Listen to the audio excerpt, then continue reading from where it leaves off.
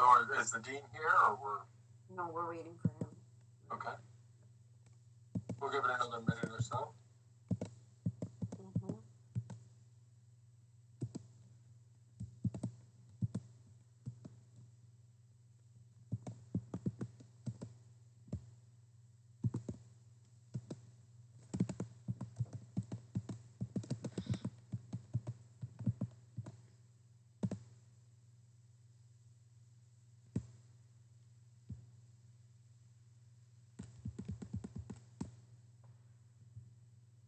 Oh, I know who it is. It's Kong-chi.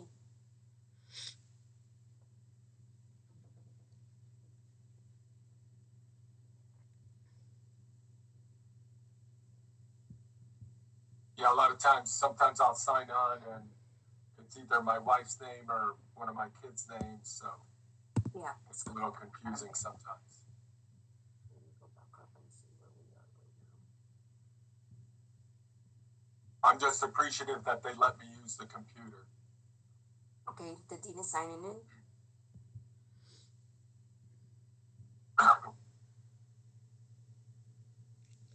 Good morning. Good morning. How's it doing? Very well.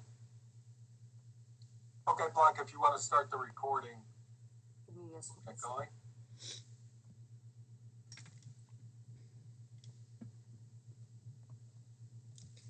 Recording in progress.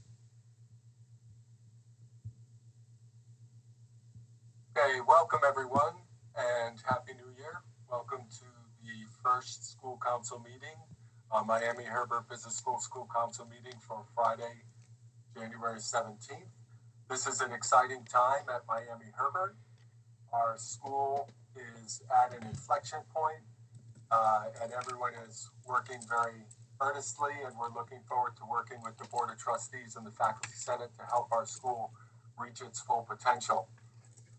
Let's get started today by ratifying our agenda with one small change. For the curricula issues, I'd like us to start with the graduate issues before the undergraduate, and this is to accommodate Hari's schedule, who's traveling.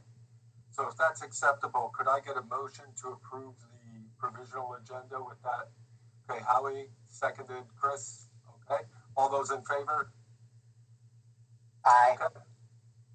Fantastic. Thanks, Steve. All right, so we're going to start today. We have two honored guests. We have Lori Silvers, a past chair of the Board of Trustees, current member of the Board of Trustees, and the board's Faculty Senate liaison.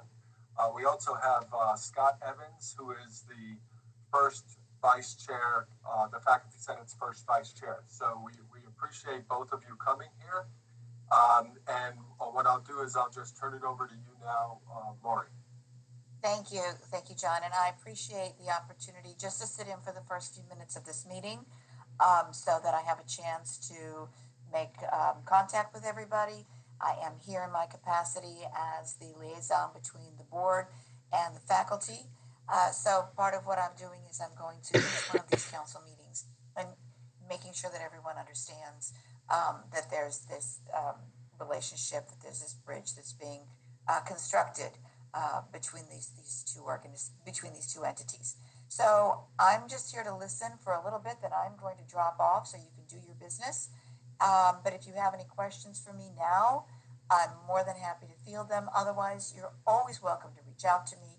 And I'm Laurie, Laurie, at Hollywood.com. So feel free to reach out, questions, comments.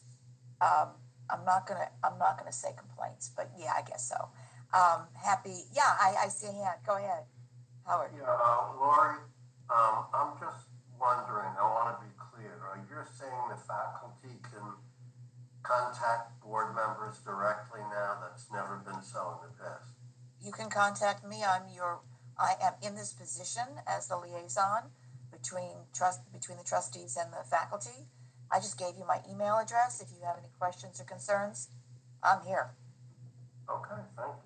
You're welcome. Any questions or comments for Lori? Okay, well, thank you, and again, I would be happy to take anything offline, or, if you invite me, I'll be happy to come back.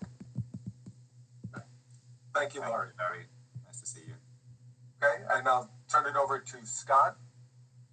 Thanks, John. Good morning, everybody, and thanks, Lori. Good to see you on Zoom again. I'm Scott Evans. I'm in the School of Education and Human Development, where I'm associate professor and chair of the Department of Educational and Psychological Studies, and serve as first vice chair of the Faculty Senate. Jonelle Newman is our chair of the Faculty Senate, and Albert Barron is our second vice chair. They had other callings this morning, so I'm here representing the leadership of the Senate. Just here to drop in and say hi again. I think we were with you guys last semester, and I recognize many of you from all of your service on the various committees, and very thankful for the strong leadership of the business school in our Faculty Senate. Really important committee, so thank you for that.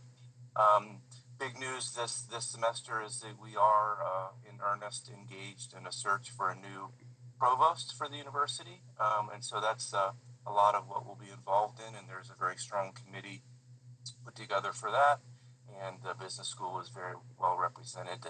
I see Lindy here, so she's one of the members of the committee, as is Alex Hornstein, that's the quick and dirty, and I can take any questions that you have Senate related, and then I'll let you get to your council business. Any questions or comments for Scott? Well, Lori and Scott, we want to thank you both for coming here. And Scott, we know you've been here a couple of times. We appreciate that, and we appreciate your service on the Senate.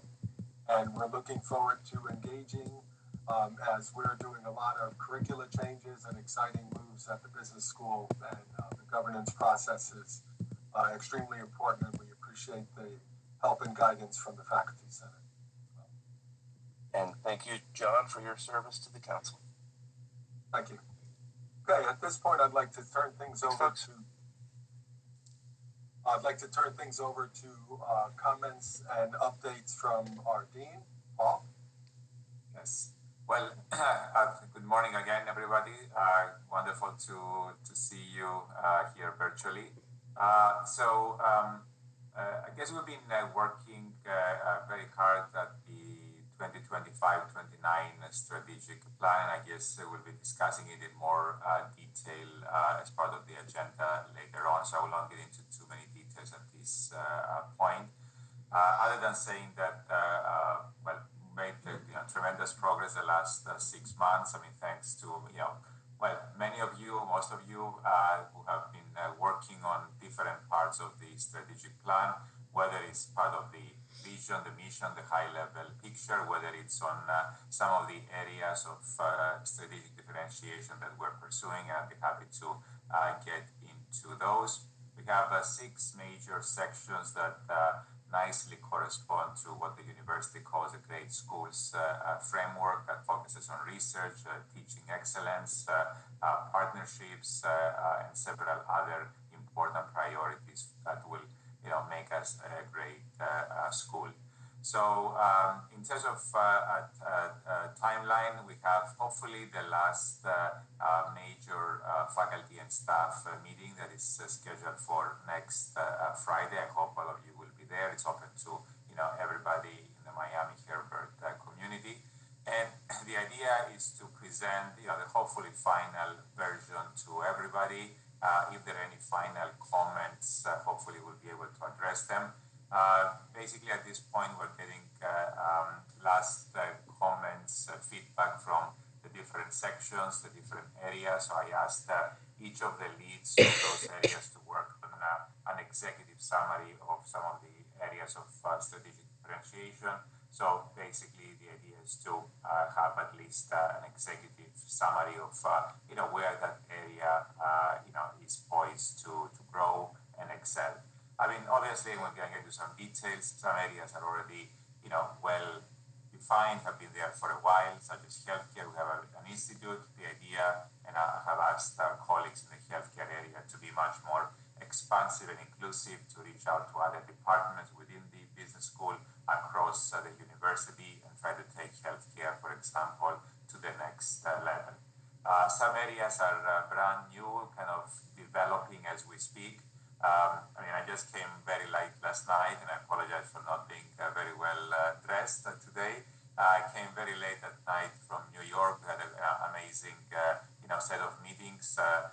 For example, we had I would say a breakthrough in our discussions in this business of entertainment, hospitality. It's a very prominent alumnus of ours who's in the hospitality entertainment space, and kind of verbally at least committed to a major multi-million gift to support this area. So, and of course, he committed to support, bringing more colleagues, helping with the Miami hospitality area. So, in the spirit of saying that as a university, as a business school, we like to cater to the the major industries in our local area. That's probably the biggest employer, the biggest industry, including cruises, hotels, restaurants, broader entertainment. So having a presence there would be something worthwhile, I believe. And some of my colleagues in marketing entrepreneurship have shown some interest in developing that framework. So definitely a lot of things need to be developed in that very nascent area. But if you have a multi-million gift and commitment, hopefully it will get us through that area. I can get into details on all these areas, and of course, I don't expect all 8 areas to thrive tremendously, but at least we should give it a fair chance to some of these prominent areas to succeed. Other than that, last time I mentioned we had a great meeting with the president as part of what we call the executive deep dive. So we discussed kind of at a high level the plans for the school, kind of the commitment that we would like the university to provide to the business school. Relatively, we got a very positive response. So the business school is an extremely important part of the university that we'd like to support moving forward. So I guess as next steps, I would like to ideally pass the strategic plan, ideally unanimously by all faculty, staff, every stakeholder. So we show this very strong support that we have a plan for the next 5 years, and would like the university to stand behind us to help us. And at the same token, we're collaborative. Many of those areas I mentioned are collaborative with the medical school, nursing, with computer science, engineering, and so forth. So hopefully we have this outward-facing approach to our strategic plan and how we want to be a great business school. We have our budget meeting, which actually will determine the budget for next year on March 3rd.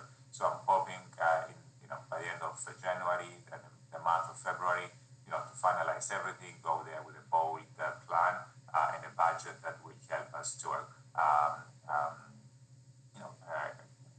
perform what we would like to achieve definitely in the next fiscal year, but also across the board. On the building, which is also part of that conversation, we're kind of, I would say, moving forward with not the plan per se. I'm still pushing on that to start the planning process with the architectural firm that we identified. They would like to see some more commitment from development, and not commitment, but also with a plan that we can fundraise somewhere in the order of 20 to 40 million for the building.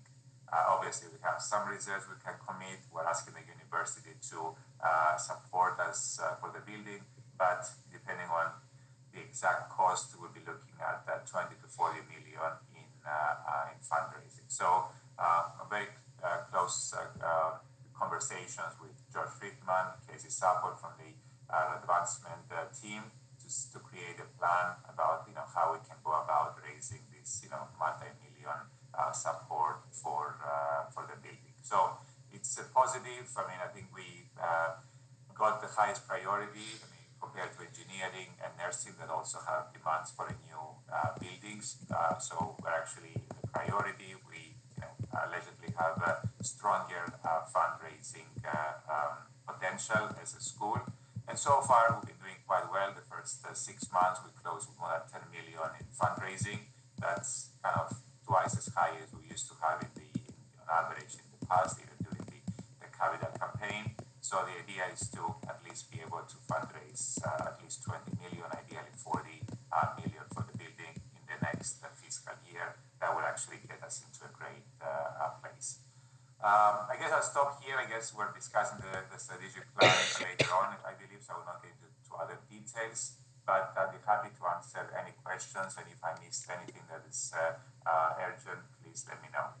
We're also preparing an email that will go out today, and the idea is to share some of these detailed updates with all the school and everything, so that will be going out later this afternoon as part of the commitment to share everything that is going on in the school across the various units, departments, and so forth.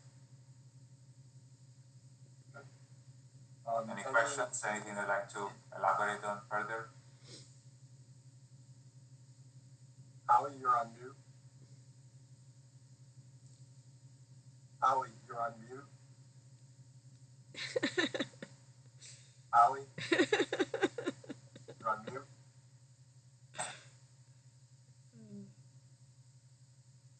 Paul, and when you raise money, this is just a question in general, I heard this somewhere.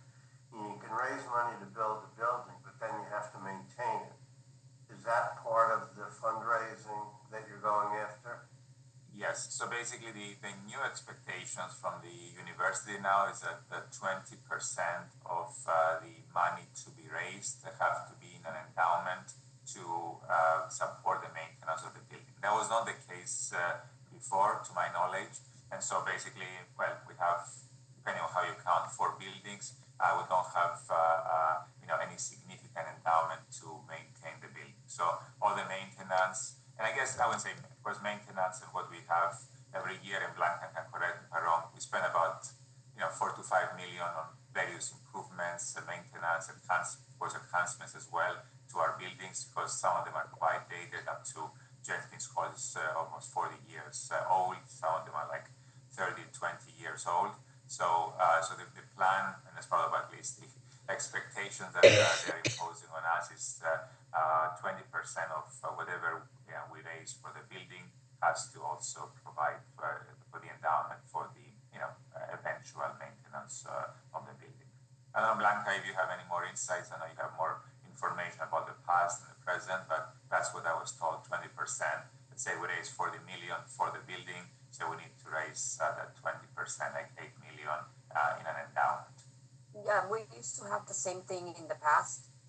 The other thing is just a small correction that works strong for our stronger case. Stubblefield and Jenkins are over 40 years old. Okay. And then the other ones are 26 and 22. So they're aged.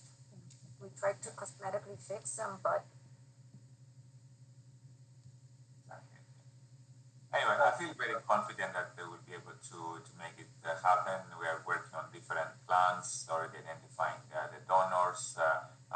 And then one thing I just like to say is that my goal is the successful centers, institute areas of excellence that we're describing to be in the new building. So the idea, the new building to be not obviously going to have some classroom, office space, and so forth, but the idea is to have all the more like fancier spaces in terms of the classroom of the future, to have like collaborative spaces, networking spaces, spaces for students to focus on entrepreneurial activities and so forth. Space for executive education that it's already quite dated to what we have already. So the idea is to keep and of course continue enhancing our current facilities, but the idea is for the new building to take the new areas. And then the idea is that as we are poised to name and endow the new centers, to also name and endow the space in which they will go. So this is how basically we'll be asking for additional support. So for example, if we're successful at naming an entertainment hospitality center, it would require some space to be able to name the space in the new building, pay for that construction cost, and at the same time name the virtual center institute, whatever we end up creating. All right, thank you, Paul. And obviously, as you mentioned, we'll touch on some other issues when we talk about the strategic plan. So at this point, I'd like to turn things over to Linda to give an update from the Faculty Senate, and also to again mention that it's wonderful that, Linda, you're going to be on the Provost Search Committee with Alex, so we feel the business school is going to be very well represented. Well, Happy New Year, everyone. The Senate will have its first meeting on January 29th at 5 o'clock, and it is by Zoom. So if you'd like to tune in, it's very easy to do so. We did have our first GWC meeting this week. One of the topics that was on the GWC had to do with the centralized syllabus that the provost would like to have faculty adhere to. There was a lot of pushback on that. A couple of faculty indicated they would try the syllabus out, but there has not been a mandate that everyone has to use this syllabus yet. So it's still being discussed. Personally, I think that course syllabi are really the prerogative of faculty. And while we should have certain areas in all syllabi, I don't think it makes sense for us to have to use a standardized one for all courses. But anyway, that is being discussed. They have made selections for all of the Faculty Senate awardees. One of them is going to be the Macklemore awardee, Tom Salerno, who is the past Senate chair before me. He's going to receive that in April. The other two on research and teaching will be formally announced on the 29th. No one from the business school, unfortunately. We did have our first search committee meeting yesterday. We were formally charged as a search committee. It's a very strong committee. I know that there are some schools that are feeling left out. There's no one from engineering. There's no one from Rosenstiel, for example. But what the president reiterated at the meeting yesterday is he chose people that he felt would represent the university. And I really cared about the university. So we're not really there to represent any one school, but obviously I'll do what I can. So anyway, just to tie into what Paul was saying about the building maintenance, we were the only school when we built the Epstein building, store, ZIF, that was required to pay a maintenance fee. None of the other schools on campus were. So we kind of led the way. There was a lot of pushback at the time, but we had to pay it and it was paid. So it's not something that's unusual. I don't know if it was 20%. Knowing the university, it was probably more than that then because we had the cash to do it. So anyway, I'm happy to answer any questions you have. I hope to see you on the 29th, if not sooner, or Zoom at the Senate meeting. Steve, are you asking a question? Yes. You're on. Sorry, I'm in a noise. Yeah, I'm in a noisy environment. Sorry. Starbucks, of course. Linda, on the syllabi, for example, we're accredited by CAMI. CAMI has very strong and very specific relations about how our syllabus has been moved. It's very different, I perceive, probably from a universal one. So that's just something I'm aware of, I guess. Yeah, that's one of the reasons every area has kind of what they're willing to do apparently is allow schools to tailor this syllabi somewhat so that you can take into account different accreditation standards if necessary. But again, there will be, kind of this template that they expect people to use. It makes sense in some cases because frankly, there are faculty on the university who don't bother using a syllabus. And so students have no clue what the expectations are.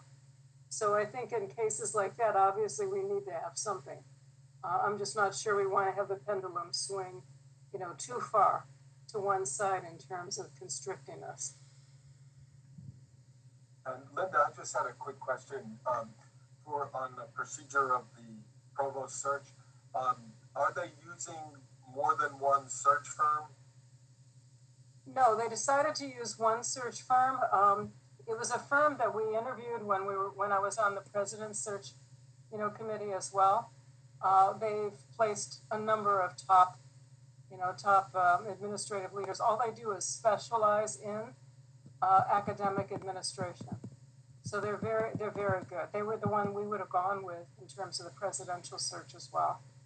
So they're going to be sent. You're going to be getting a lot of information. You will get the search firm's address. We're obviously actively going to be soliciting candidates from faculty. If anyone, please let me know. There will also be a link that you can use. There are going to be all kinds of open sessions with Joe and Henry Ford, who's the chair of the committee, and maybe some of us, just to talk to faculty in different schools, you know, to get their views on the type of person, you know, we're really looking for here. We want the absolute best, you know, so we're going to do a very broad search, and hopefully we'll find someone that we can all get really excited about. Excellent, thank you. Any other One other- questions? Yeah, one other question. Is this a position of provost or is this a position of executive vice president of provost? In other words, will this position have budgetary oversight or not? It's a really good question. It's going right now, you know, the title, Steve, is the Executive Vice President for Academic Affairs and Provost. That's the title we're searching for. It may be, in looking for candidates, that the committee finds it makes sense to perhaps split the position. And that would be a recommendation that would be made after talking to a lot of faculty, talking to candidates, directly to the president, you know, who obviously would determine what structure makes sense. But right now we're looking for an academic provost and obviously vice president for academic affairs. Okay, thank you, Linda. Appreciate your service and all the many long hours you're going to have to be logging in for that committee, that critically important committee. Thank you. Okay, I'd like to turn things over to DJ for updates from the Vice Dean of Faculty. Thanks, John. Happy New Year, everybody. Just a couple of quick updates. The big thing going on in my office right now is assisting with recruiting. We have an evergreen posting with 4 positions, which have a bent on data science, analytics, technology, and interdisciplinary focus. There are a bunch of departments: accounting, finance, economics, marketing, health. They all have identified great candidates who they are interviewing and bringing in. In fact, I'm going to be leaving early because I'm meeting with one of the candidates right now, pretty soon. So that's the big lift. The second big initiative this month has been to initiate the faculty activity reporting, annual activity reporting process. So you have all received an email. The activity reports are due on Jan 31st, and then the department chairs will have 2 weeks to review them and then send their recommendations to the dean. And then there'll be meetings between the dean and the department chair to discuss the activity reports. That's about it on my end. Happy to answer any questions. Questions or comments for DJ? Okay, then I'll turn things over to Hari for an update from the Vice Dean of Business Programs still, or Graduate Programs, not sure, but Hari. I'll do the grad programs part, John. Thank you. Happy New Year to everyone. Thank you also for accommodating my request to move up the agenda item related to the PMBA. Very quick update on the graduate side. We just finished making decisions for round 2. We saw a significant increase in the number of applications for round 2 as well, just as we saw increase in applications for round 1. So we're cautiously optimistic about bringing in a strong class for fall. One of the things that we are doing this year, learning from last year, is to try and get ahead on the issuance of I-20s for international students. Historically, the university has permitted us to do this only in late March, early April. We're trying to launch our I-20s next week in the hope that some of our high caliber international students, we get to be the first one to issue an I-20 and hopefully yield them and get some competitive advantage. So I'll have a better sense for those numbers. I mean, even from round 1, we have about 40 international students. So if we can get to them quickly, I think we'll get a big advantage. So that's what we're working on. Happy to take any questions. I sit on listservs for different universities for living, and there's a concern by other universities about graduate students getting in to immigration changes in terms of immigration issues. Is that a concern here? Steve, can you repeat the question? I didn't hear your question correctly. I'm sorry. Yeah, I'll get closer to my computer. Sorry. I sit on listservs with other universities, and one of the concerns that we've been told about is that there's that with changes in administration, it's going to be more difficult for foreign graduate students to get in and to in terms of immigration issues. Is that a concern that we have? And they were actually encouraging graduate students to get back before January 20th as a result of that. Correct. I mean, I think for students who are already in the country, who are already in our programs returning to the country in time, we've not seen any issues. All of our students have come back. For the new ones, there's significant uncertainty, Steve. It's very, very hard to know what impact it will have. I think what we are trying to do is not put all our eggs in the international student basket, so to speak. Try and get our domestic applications up as well. That way we have some buffer against any uncertainty on the international student side. And Hari, I had one question just about international students again, not to have too much focus on this. But if an international student is supposed to graduate in a particular semester and they wind up being short by one course or something like that, are they able to, and it's an in-person program, are they able to come back and take that course? Or are there visa problems that would prevent them from being able to complete the degree? Yeah, that's not an issue, John. Usually in such instances, we will request an extension of their I-20 with our International Student Services Office, and they'll be able to issue one locally, so we'd be able to readily extend it. So usually for the students who are graduating in spring, if we have some issues, we're able to readily extend it over the summer or into the fall, if that's the case. And if they're supposed to graduate in the fall, extending it from the spring to Yeah. Okay. So it's fairly routine that this can be done if they need one more course. Yes, they can do that, yes. Thank you. Other questions or comments for Hari? Okay, so then why don't we turn things over to the curriculum matter, and as we voted, we're going to move the item number 9 and number 8, which is an undergraduate issue, will come after we discuss the graduate issues, again, to accommodate Hari's schedule. So Hari, will get back to you again so you can talk about the graduate programs. Yeah, thank you, John. So I wanted to talk about the PMBA program. I think over the last month since the December meeting, we've had one meeting with the school council and several concerns were raised, which we responded to in writing to the school council. I guess all of you have seen that, so I won't belabor that point. But I want to emphasize the process that we undertook here.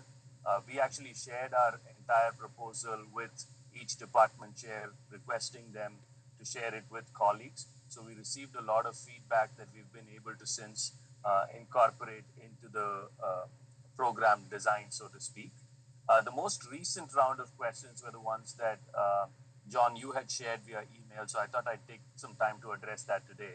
So the first kind of theme of questions that you had was related to asynchronous content, right? So the motivation for having asynchronous content is very clear, right? The only way for us to be able to ensure that there is adequate content hours while minimizing the number of in-person visits and number of direct contact hours is to have some asynchronous content, right? And so what we did was we actually spoke to a lot of students and we benchmarked against programs that are at our peer and aspirational level programs. So, I'm looking at RISE, for instance, is something that we closely pegged our program with because they are very similar in profile to where we are and what we're trying to accomplish. Plus, they also have an online professional MBA with 2U like we do. So we thought that was a good base model for us, if you will. So our numbers in terms of proportion of asynchronous content align with these types of benchmarking. The point, though, about delivering good asynchronous content, I think, is a very good one. And I think this is where Paul's investments in putting together a strong instructional design team will come to the fore. This is no longer, we're not thinking of this as, record your lectures on Zoom and put it online and have people do this. This will be very, very well structured, well designed, highly engaging content with with significant ability for us to be able to assess learning from asynchronous content as well, with careful tie-ins to the synchronous portion for that week or for that particular content module, right? So I'm not saying that this is a trivial thing to achieve. I'm saying we have the infrastructure to be able to put together a good program, and one that I think will actually offer us a source of competitive advantage in the future, because all of these programs are going in this direction. And if we put together something that's robust, I think it will actually help us stand out in the space. The second point about asynchronous content that was raised was regarding, somebody, let's say one lead faculty kind of records the asynchronous content, but the synchronous content, if need be, if it has to be delivered by somebody else, then it poses a huge disconnect, right? So ideally, our goal and our plan and our intent is for the same faculty member who designs the class and who records the asynchronous content to be also the one delivering it. Now, in the PMBA program, we are at least initially expecting essentially single section enrollment. So it won't be the case that we'll have 5 concurrent sections and therefore need to have additional instructors. So from the standpoint of lift from an individual faculty member, I would imagine that this is not terribly onerous. So independently, Paul is also working with the faculty deans on figuring out the appropriate compensations to incentivize all of our faculty to not have to choose a particular course because of its modality, but because it is the right course for them, right? So that is, our compensation schemes should not induce faculty to choose one modality over another. I think we are moving along those lines. Of course, still some more work to be done. But if we set this up the right way, then it would give faculty not only the incentive to choose this, but also to stick with it for a couple of years until a refresh cycle comes to be. So that's kind of our commitment and plan at this point, John. I believe this addresses the comments that you had raised. If there are other questions, I'm happy to answer them. And Hari, I know you were looking at the numbers and going back and forth.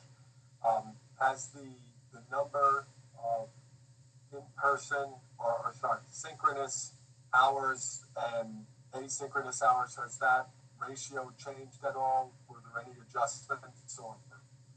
I mean, I found it very difficult to make any adjustments, John, because if we have to increase synchronous, the only way we can increase synchronous is by requiring the student to add an additional weeknight slot for the program, right? And if we require an additional weeknight slot, it would really become 3 weeknights or 4 weeknights that they would have to dedicate to the program. And I think that would be too onerous and would be a very hard sell. So keeping it at 2 weeknights is the sweet spot, I think, for us. So that's why we're not able to move too much on the proportion of async versus sync. Okay. And one thing I'd like to say here, I mean, that could vary within reason across different classes, and they will need to let the faculty and the instructional designer work on this defining what is going to be the percentage. I don't want to dictate and say, well, everything has to be 30 or 70 or 50% because, it's not pedagogically the most appropriate way.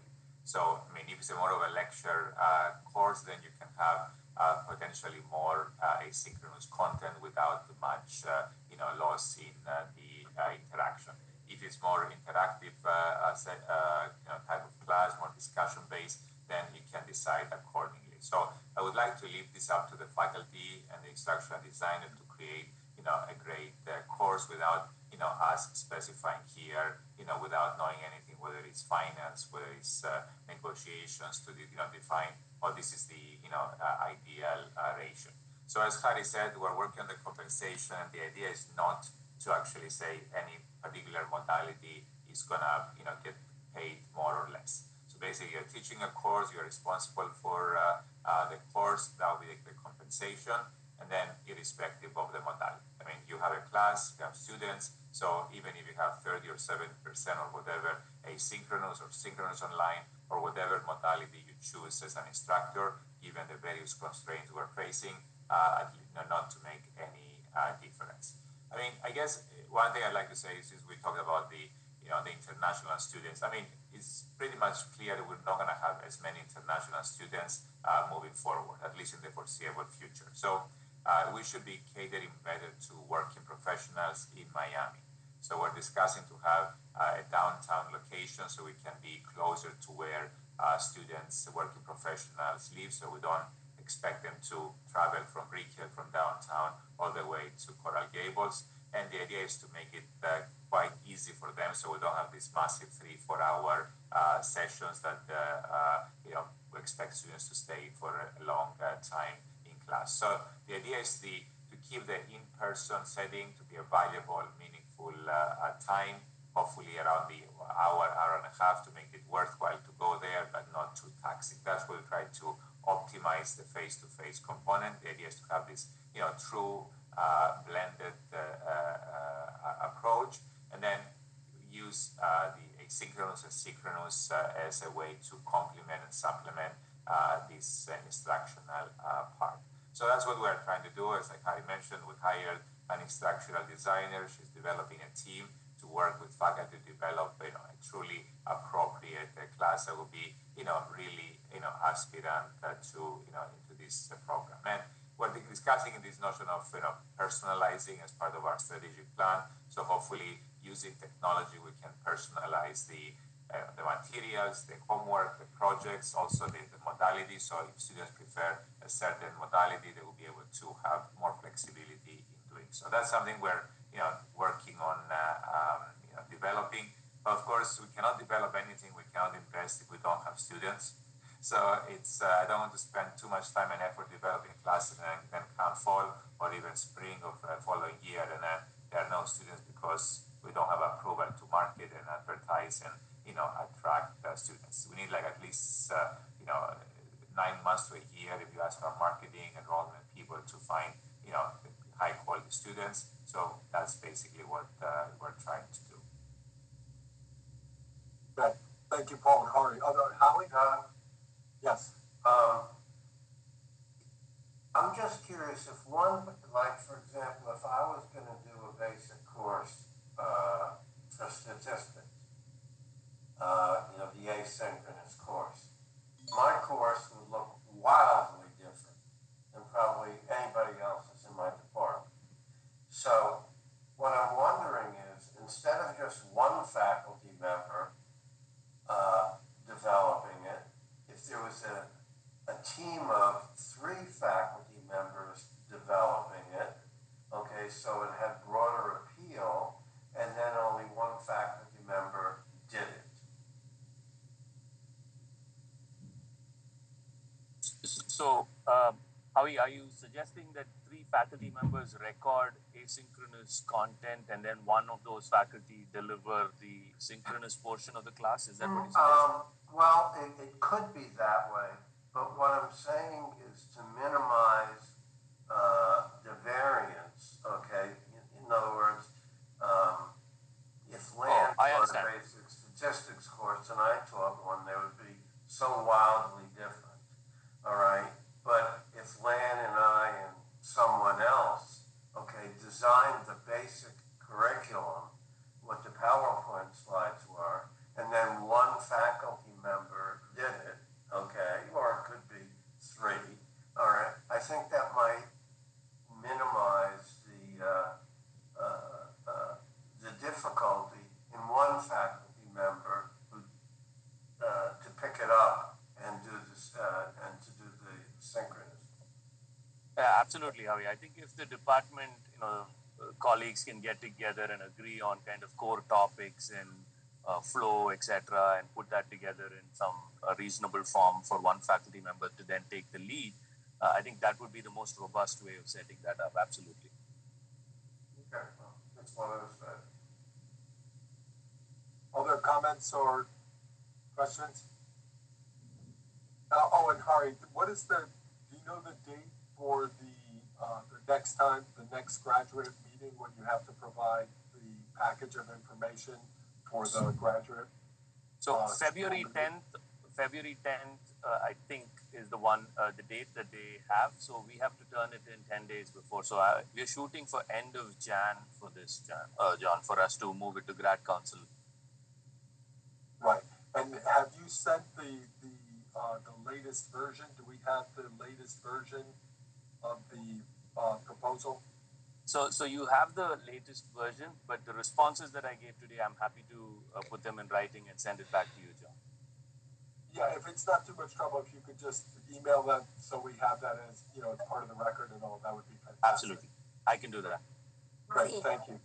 Hattie, and the other thing is the proposal that we had the name as well. If in that proposal you can remove the name.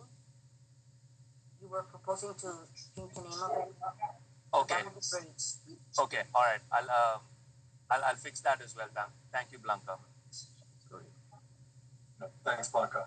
Okay, so then I guess the next item would be our item number 10, which is actually moved up to number 9, the new course proposal for reinforcing learning in the supply chain.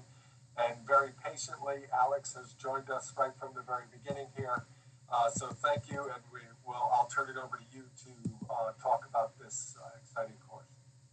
Yeah, thank you, John. If I may, could I share the slides? Share the screen. Blanca, is he enabled to share? Okay. Can everyone see it okay?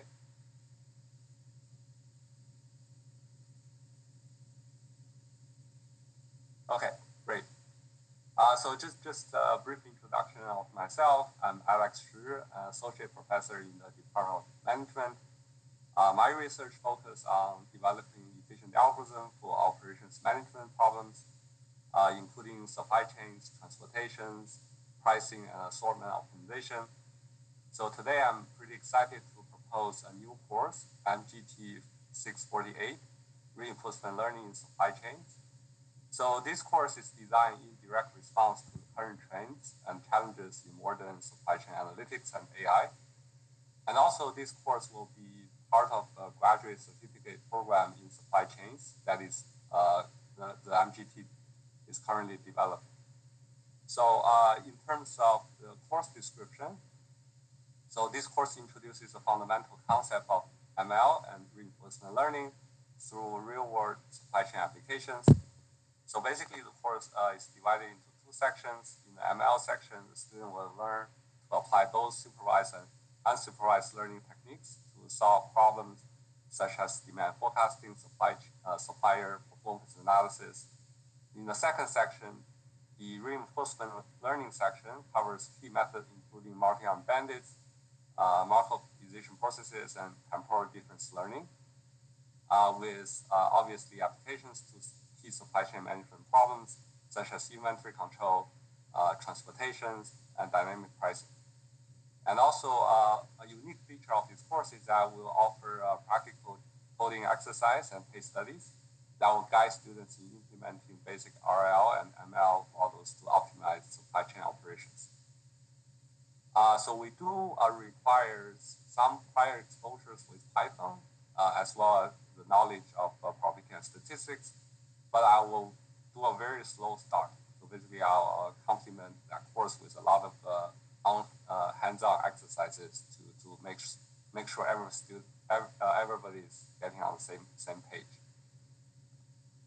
So the learning objective is that by the end of the course, student will gain a solid understanding of the basic principles of ML and RL.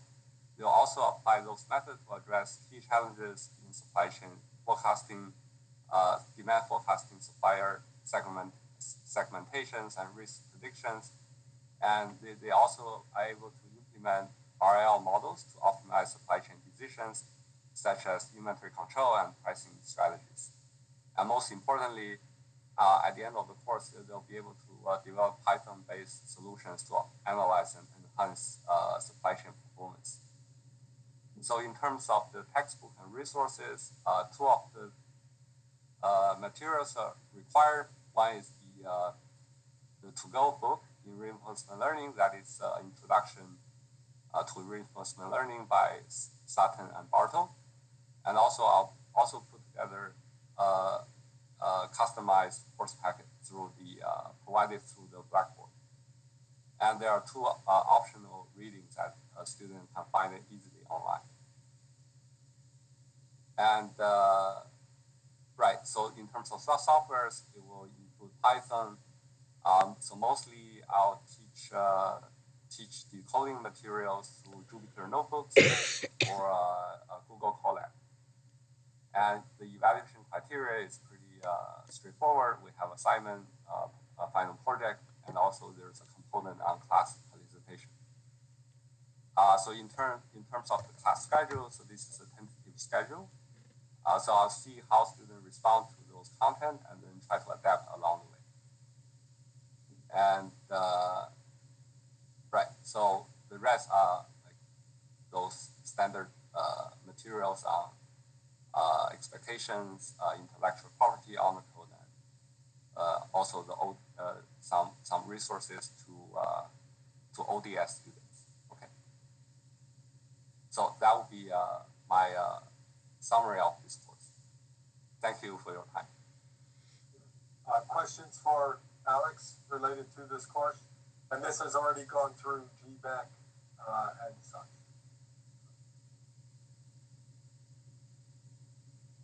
Okay, Alex, thank you very much for this. And just the process, we'll vote on this through in the executive session, and we'll get back to you with the feedback. So thank you very much for this presentation and all your Excuse hard work. me, I have a Together. Oh, sorry. Go ahead, Sarah. yes, I have a comment. First of all, I think it's an excellent course, and I almost concede that this machine learning can be a module for all areas, that maybe we can consider that of putting almost this module of machine learning to other sectors. And the second thing is, did you think about in coding, a lot of our students aren't proficient in programming, that you can even have a section of having AI help them with coding? Are you going to think about doing something like that? Yeah, so you raise a very good point. So first of all, I think it pertains to all areas of business applications, so right. Not only in supply chain management. So this course has a special focus because we include a lot of applications in supply chain. Yes. But going forward, I think there's a lot of opportunities to expand this course into other areas. Yes. For example, like finance, management science, so on and so forth. Yes. And also to the second question is that, so now like students actually can use ChatGPT to generate a lot of codes, right? So basically, I think I'll cover like the basic portion of it. So basically, I'll provide the template of the code and also tell students how to fine tune it using ChatGPT or something. So I think this is one of the skills that the student should develop. Yes, and then what is good, once the AI then generates the code, then they have some way to edit it, if it makes any mistakes. So I think exactly. That's really where the future is. So I think I really commend this course. And it can just be broadened. It can be broadened also to healthcare, really, business law, any of the departments that we have. Yeah, exactly. So So going forward, I think there's a lot of room to expand these courses into other areas. Yeah. Thank you so much. You're welcome. Okay, thanks. Thanks. Any other questions for Alex on this?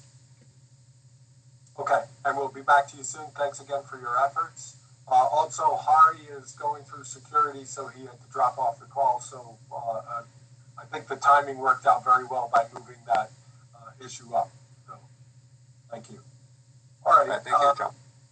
Sure, absolutely. All right, so we're ready to move to what was item number 8, which is now item number 10. And this is related to Marketing 361, the brand content management term offered. I'm not clear who's going to speak on this. Uzma, are you, or Blanca, do you know? I could do it. Basically, this is house cleaning. The only thing that they're doing is it's the term offered, so it's just an informational item.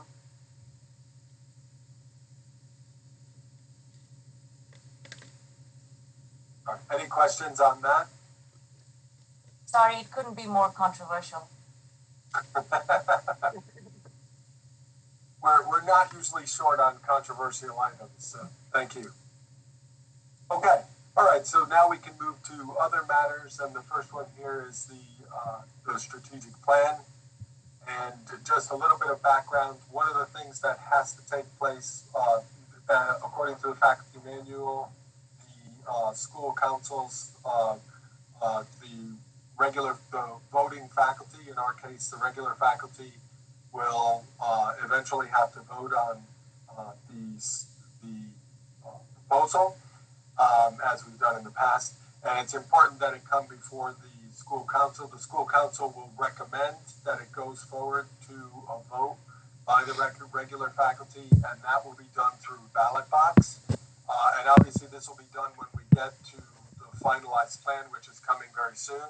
But a procedural matter, it does need to come before the committee, so we wanted to make sure it's here, and certainly have an opportunity for Paul to provide more information on the updates and the direction of the plan, and to provide council reps an opportunity to have some discussion on this as well. So with that, I'll turn it over to Paul. Okay, yeah. Well, thank you very much, John. I mean, I can give you like a kind of like a 6-month, almost like history of the plan. So basically, we try to take a very inclusive approach in terms of involving very broadly, all stakeholders, including our students, alumni, a lot of industry partners, the different committees that we had. We had board members, we had alumni, we have various stakeholders, and it has been I would say, an extremely transparent process. I mean, all the different iterations that we have been sharing with very broadly across the school. I mean, obviously, we don't want to kind of bug everybody, like 200 and whatever 70 faculty staff across different levels. So basically, we had a working group of a smaller group, about 12 individuals that kind of focus on different facets. We had the people, as I mentioned, in different areas of excellence that we kind of identified, and of course working, as I briefly mentioned earlier. We had a bigger group, about 50, 60 individuals. We had several meetings, and we have broader sessions, and at least we had already a broader faculty and staff town hall. We had one about 2 months ago, and then another one is coming up on Friday. Try to get as much feedback as possible. We had the survey, both closed-ended questions in terms of, why Miami Herbert, why, what attracts it, what is a value proposition for the school. Also, like different passes to, what are important parts, what can be done better, what is working well. So we embedded everything as much as possible. I can give you a broad overview. I mean, obviously, if you have any specific questions, I shared the previous the version.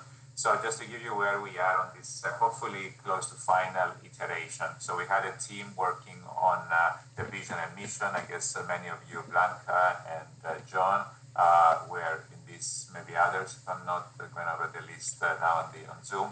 So we had like a smaller group, about 7 individuals working on kind of wordsmithing.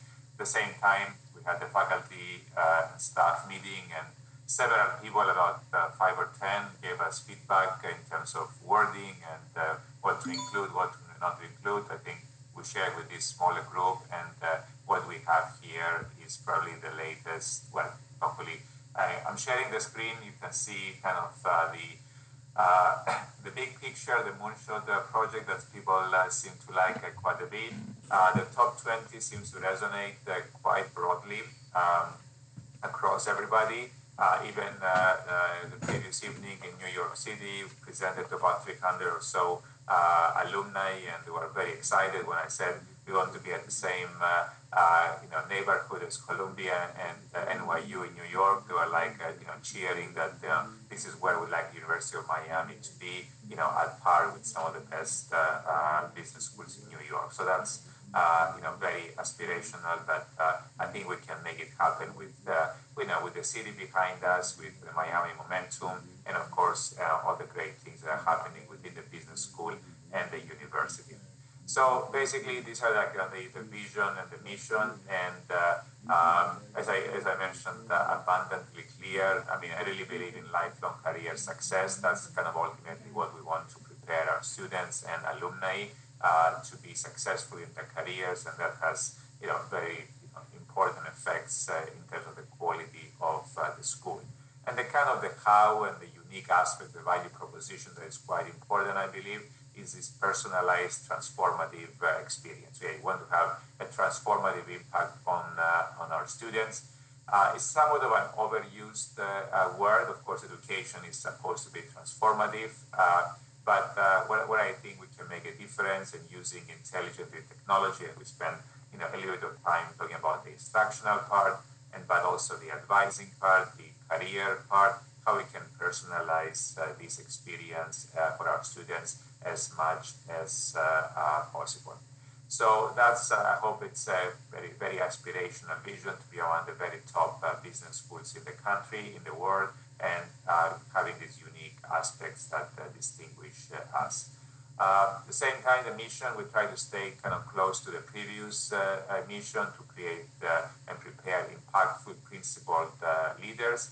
I want to talk about our faculty, our renowned faculty, and also to say that, to make it unique, that we're in a very vibrant, emerging business hub, and we need to leverage, embrace, and work with the city to do great things. I mean, on an anecdotal, kind of lighter note, we had the mayor of Miami, Francis Suarez, the other day. He came to an event that we're co-hosting with a finance, company from New York. And he said, well, I had dinner with the dean, and he promised to me that we're going to become the #1 AI program in the world. I know it's a bit hard, and that's what the mayor's aspiration, that Miami becomes the technology AI hub. But I think it's great to have at least a mayor who really thinks big, that Miami can be a world-class city, and it can be like, competitive with even Silicon Valley in this, very important space. So I guess that's one of the things I'd like to bring together all the key stakeholders across everywhere, and, help us get to the next level. Basically, moving on, again, please feel free to interrupt me if you have any specific comments or any general ones. The idea is to get everybody to give us as much feedback, as much thoughts as possible. So these are the 6 areas in terms of areas of priority. I mentioned the Great Schools Framework, and that's something that the university and the president feels very, very strongly about. And I added in this last page kind of a description of this Great Schools Framework. To my kind of understanding, and I haven't been here too long, but it hasn't been too much shared, and there is not a really great description. I don't know, I mean, if you have, anyway, it was like, well, whatever you do, try to explain how it fits this Great Schools Framework. So as part of this last iteration after that meeting the previous week, I asked all the people involved in this document to explain, how different categories fit that framework. Some of them are very straightforward. Faculty, we had like a faculty, renowned faculty, so it fits almost perfectly with what we're doing. There's a lot of emphasis on curricular innovation, teaching, obviously fits quite well. Career success, as I mentioned earlier, is very important for a professional school, for a business school, and I think kind of for us to be successful, you need to be, squarely and laser focused on, helping students get great jobs and showing our value proposition. And we explain how the experiential learning can help with curricular innovation, industry engagement with partnerships, community. One of the components of this great schools framework. So the words, the numbers here, I say, is like how they conform to different aspects of the framework. Those are listed in the last page, and with kind of, I would say, my own description of what they mean, because at least to my knowledge, there is no very nice formal description of the great schools framework at the university. I'll be happy to be wrong on this one. Some of the other areas, lifelong learning is very important, especially we aspire to have a lifelong career success for our alumni, and of course for all of our current and former students. And executive education can also help us in terms of reputation, financials, in terms of connecting with the communities. Also, lifelong learning has been an important aspect. I really believe that we need to innovate in terms of digital learning, and of course, if we're arguing that personalized learning is important, we need to be leaders in that space. So, as I mentioned earlier, we hired an instructional designer. She's very seasoned. She wants to have a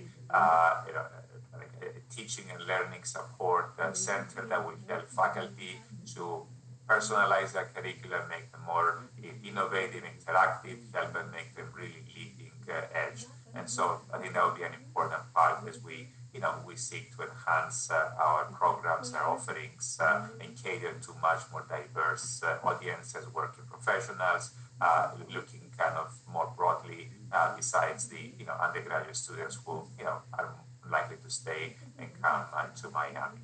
And then the last one that I really believe that we should be a global school, not a city school, not just a national school, not a hemispheric necessarily school. So we need to pursue international partnerships around the world, and not only to create a global mindset for our own students who are in this very multicultural, very global city, but at the same time, we need to be globally known, attract the best students from everywhere, and also have that reputation and prestige to build partnerships, offer our offerings around the world, so we become a global business school.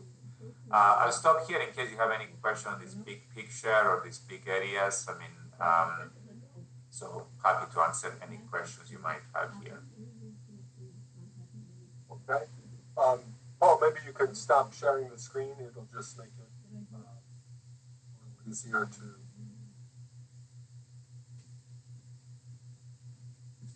Thank you. Okay, questions or comments on this? Howie?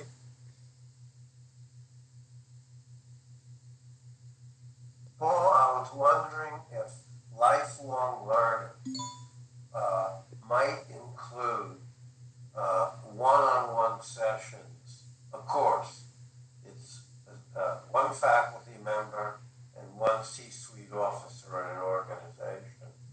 Are we considering things like that?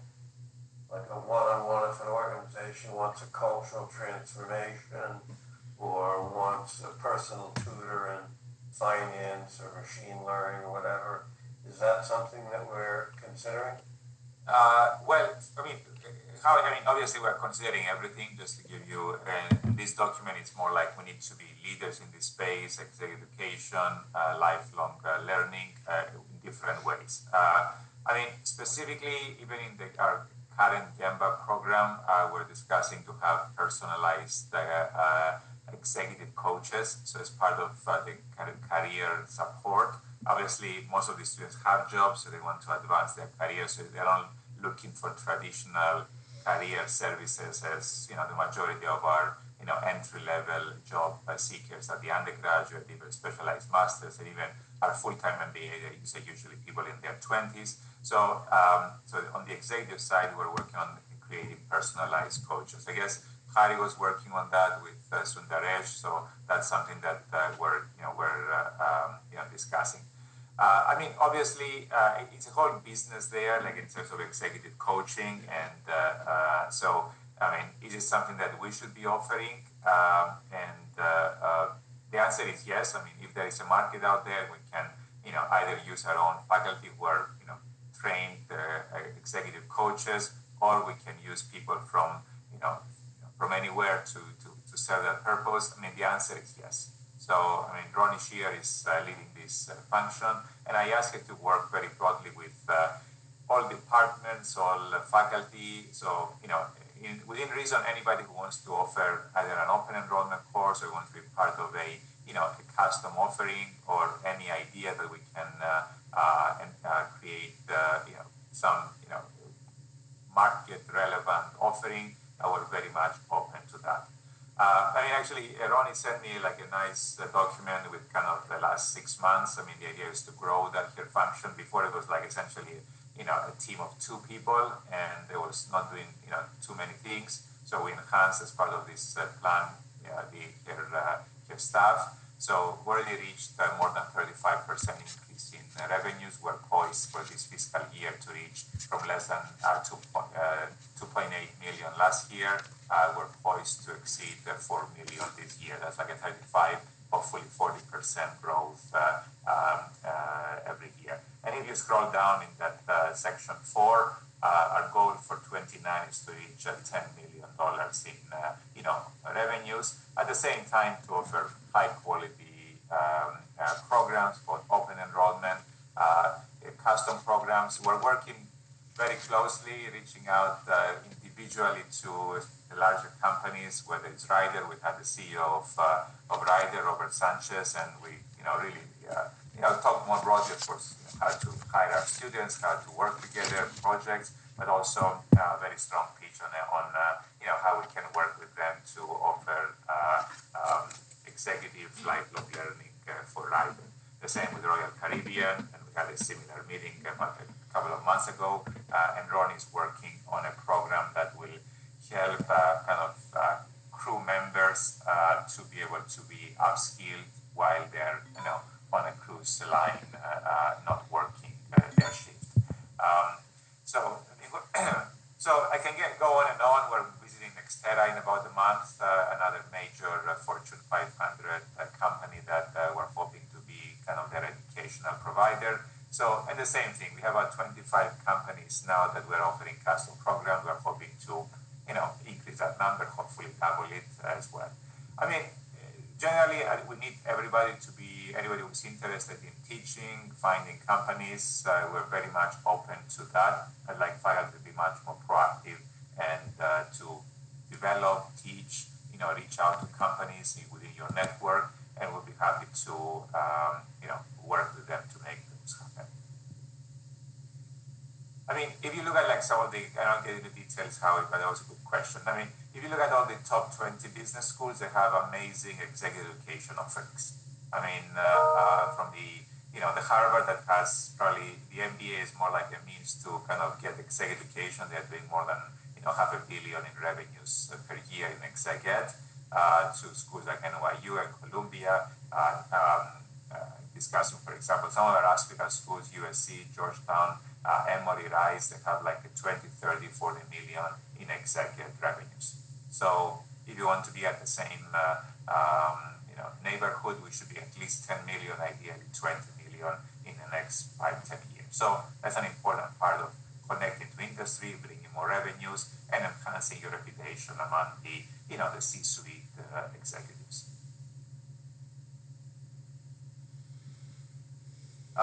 One thing I'd like to talk about as well, maybe I can, unless there are any questions, I can share the screen and kind of scroll down. I mean, some of these areas that I would like to develop, it was on the second page, and I can talk about some of them and maybe get your feedback.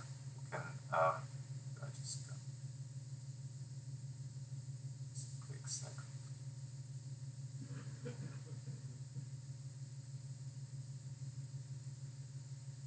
And you can see the screen now. So basically, we have these 8 areas that, the basic umbrella item is how they all fit the major industries in South Florida, in Miami. So, and the basic idea, as I mentioned earlier, I mean, we start with different, starting points. Some of them we already have departments, we have areas already. The idea is to be much more interdisciplinary in nature. I understand, obviously, they sit in some specific departments, areas, but my kind of hope is to take a more, not just school-wide, but university-wide approach. So technology, AI, I mean, that's definitely a very important area across the board. And I'd like to see not just within the BT department, but definitely across the business school and ideally with computer science, with engineering. We had meetings with them. They're also interested in working with us. We're studying a connection with the Data Science Institute at the Frost Institute at the University of Miami. We're actually working on getting our first joint hire in this with the DSI. So I see there's a much broader way that we can, use AI in our research, in our curricula, even the way that we teach and in terms of education and innovation, even from the staff and faculty productivity, not research productivity, but how we go about doing work, how we can use AI to be much more effective. Finance is a very big area. I mean, on both fronts, Miami is becoming a financial center, and also, I mean, our connections to New York City are very strong. We attract a lot of students from the Northeast, from New York, and many of them want to go to Wall Street. So, and again, we're taking a very interdisciplinary approach. I asked, my finance colleagues, don't think about its department function, but think about fintech, financial analytics, financial economics, international finance, financial engineering, create programs, offering certificates that cover various aspects, even sustainable finance that is shown here. The same with healthcare. Obviously, we have a department. Steve Allman is here leading an institute. But actually, even last night, I was pushing back and saying, make it a university-wide. We have an amazing U-Health system, how we can not just reach across the school in healthcare analytics, in management science and business technology, but across the whole university. Hopefully, we can make it a truly university-wide emphasis on the business of healthcare. Real estate, obviously, it's a relatively small area within the finance department, but I asked Andrea Hewson and Jason Dunn to think more how we can work with architecture, with law, hopefully engineering, and see real estate as a broader area. I mean, commercial real estate is huge in Miami, as you probably know, because it's booming, and we have amazing board. Actually, next in a couple of weeks, we have a great conference. I was very surprised, even in New York, alumni saying, I'm coming to Miami in 2 weeks to attend the real estate conference. So we're getting a good reputation there, and if we take this broader approach, I think we can have a very unique aspect. Entrepreneurship is obviously it's an area within the management department, but I asked Linda, how we can think bigger, how we can enhance, to leverage what we have across the university from the Launchpad, the U-Star, other areas in terms of getting engineering, the sciences, to think entrepreneurship more broadly. So I think that could be a very important area for us, building on what we have already. And I think that would be, some of the areas that we can, work very closely with the innovation ecosystem here in Miami. Sustainability is another important area, very important to Miami. We have now the Resilience Institute. We have had as a priority earlier with the previous dean, with John. So we're leveraging what we have already, and master's program and other offerings. It's already quite multidisciplinary. I mean, the working group has faculty from pretty much every department in the school. I think it's an important area. There is a possibility to have ideally an endowed name institute here in the school that we're working on. So hopefully that could be another important area for us. As I mentioned earlier, I mean, I was part of my visit to New York. We made some really good progress on getting some significant multi-million support for creating a program in entertainment hospitality. Obviously, we don't have much happening in terms of offerings, but if you want to start a program, starting small with a certificate, that's something that we can potentially do and cater to this very big industry here in Miami. And there's a lot of excitement, multi-billion projects in entertainment, hospitality. We have the biggest, of course, cruise lines in the world here, headquartered in Miami. So I think there's a lot of potential in this space. And the last one, again, another area that I think also we had already some great strength, but I see it more broadly that I focus on the global supply chain, how we can leverage Miami as a global business hub that facilitates trade. Interestingly, we are connected interactions with the Port of Miami, the Miami airports, so how we can leverage what we have, but still not just to see this an area within the management department necessarily, that could be the nucleus, but I guess Alex is working with Nan Yang on the global supply chain aspect. I like to have international economics from the economics department. Finance, international finance is really big. So basically think more broadly how we can make this area much more unique to us, and also leverage what is happening in Miami as a global city. I can go on, and basically as part of this document where I asked the leads of all these 8 areas to create like a 2-page executive summary of the idea. So we'll append this, what we receive in the next iteration, and hopefully that will be kind of the proof of concept, like at high level, how these areas can go about to become hopefully very successful. So I'll stop there, stop sharing the screen, but just to give you kind of a description of where we are and where we think these areas can get to the next level. So anyway, if we missed anything, please let me know. Obviously, one thing I'd like to say is that yes, we have very strong disciplinary areas. I mean, later today, hopefully, we'll be finalizing and closing the accounting center. But I see there's a more of an department-specific initiative. That's how at least the center has been approved and endowed and so forth. I guess Manuel can talk about that. But I see this part of this interdisciplinary financial innovation that accounting hopefully can play an important role. So it doesn't mean that it's not important. Obviously, accounting is a very important area. Hopefully, this Berkowitz center that was formally accepted can be a very famous initiative for us, and hopefully will feed into this multidisciplinary financial services initiative. Okay, any other comments or questions for Paul? Paul, thank you for that detailed run through, and it's exciting to see all of these things taking real shape. And as I said, to welcome everybody here, I think we're really at an inflection point, and there's a lot of possibilities here. It's exciting, and I've been here a while, and you can feel the momentum really building. So, it's a Miami Hebrew momentum, John. Anyway, yes. Thank you very much. I appreciate it. Please, I'll be sending. We're working on the, as I mentioned, we're getting more feedback, trying to align more with the Great Schools framework that the president has specifically asked us to do. So by Tuesday, I know Monday is MLK Day.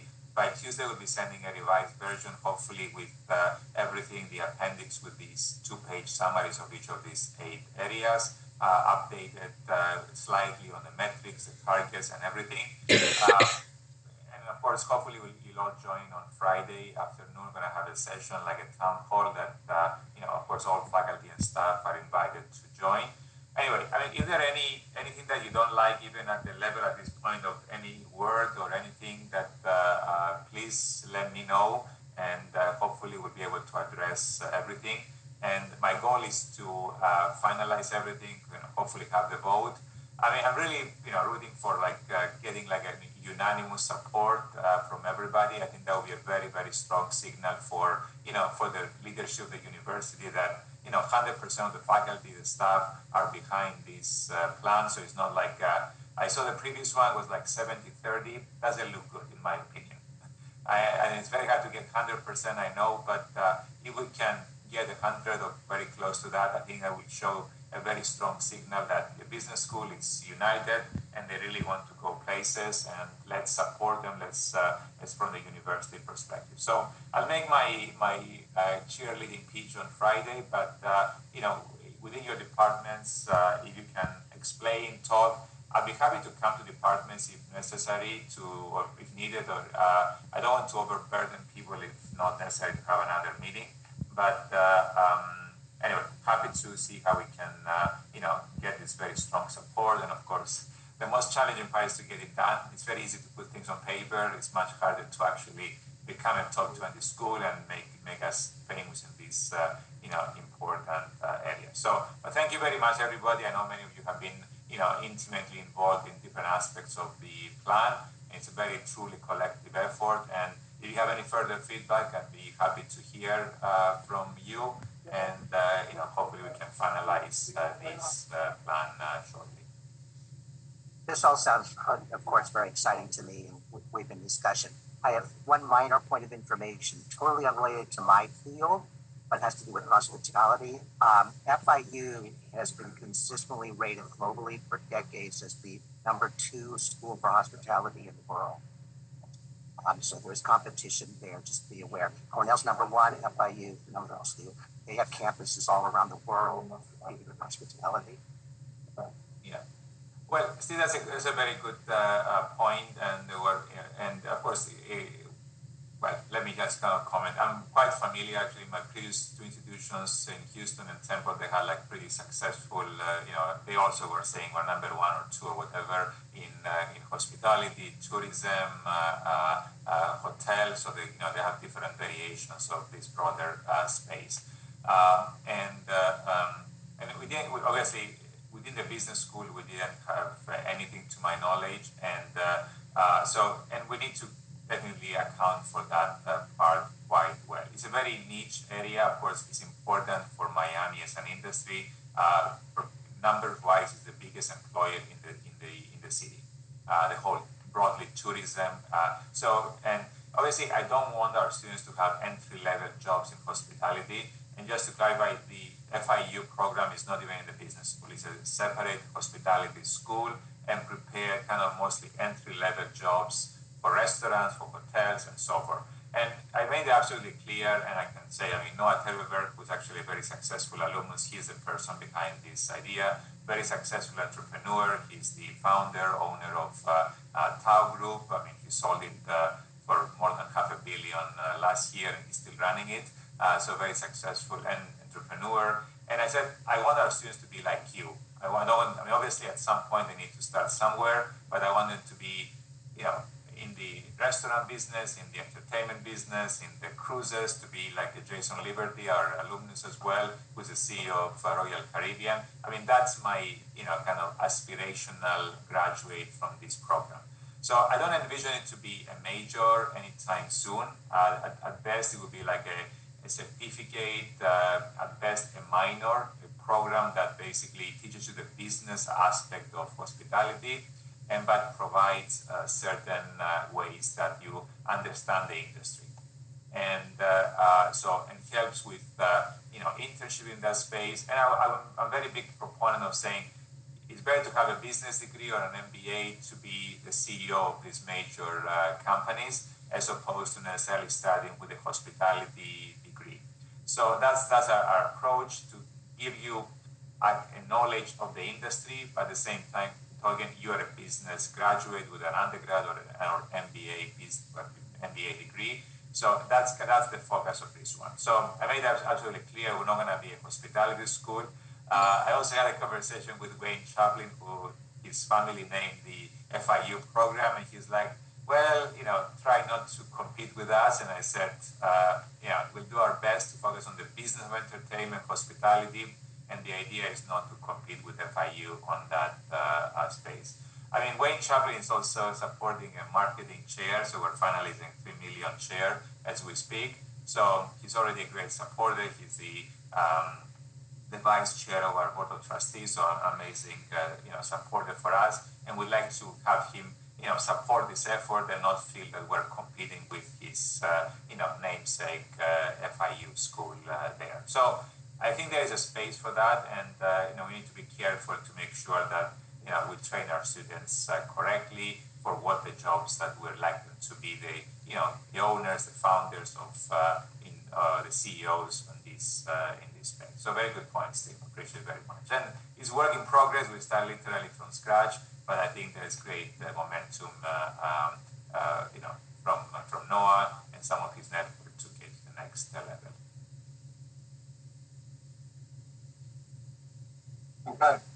Thank you, Paul. One last item has to do with the faculty and staff meeting. I think this is just pretty much an informational item. There's a general faculty meeting on January 24th. This will be in the Storer Auditorium at 3:20. And as you know, the school council organizes the regular faculty meetings, and the dean organizes the general faculty meeting. This is a general faculty. So please mark your calendars. Just information wise, given our centers, we're running our conference next week, next Friday, if anybody's still interested. However, we're already at 600 registrants. So we're actually at capacity. That is to like to come. Thank you, Steve. Yeah, another exciting event on campus, the healthcare conference. What year are you in now? What year is this now? This is the 14th year. We have the heads of the American Medical Association, National Medical Association, America's Health Insurance Plans, Medical Management Association, Healthcare Financial Management Association, America's Health Insurance Plans, the American Pharmaceutical Manufacturers Research Association, and Association for Long-Term Care and Hospice Care. They had national CEOs, presidents of every one of those organizations. Yeah, fantastic, 14th year. Amazing to you and your department colleagues. Next Thursday and Friday are going to be very busy.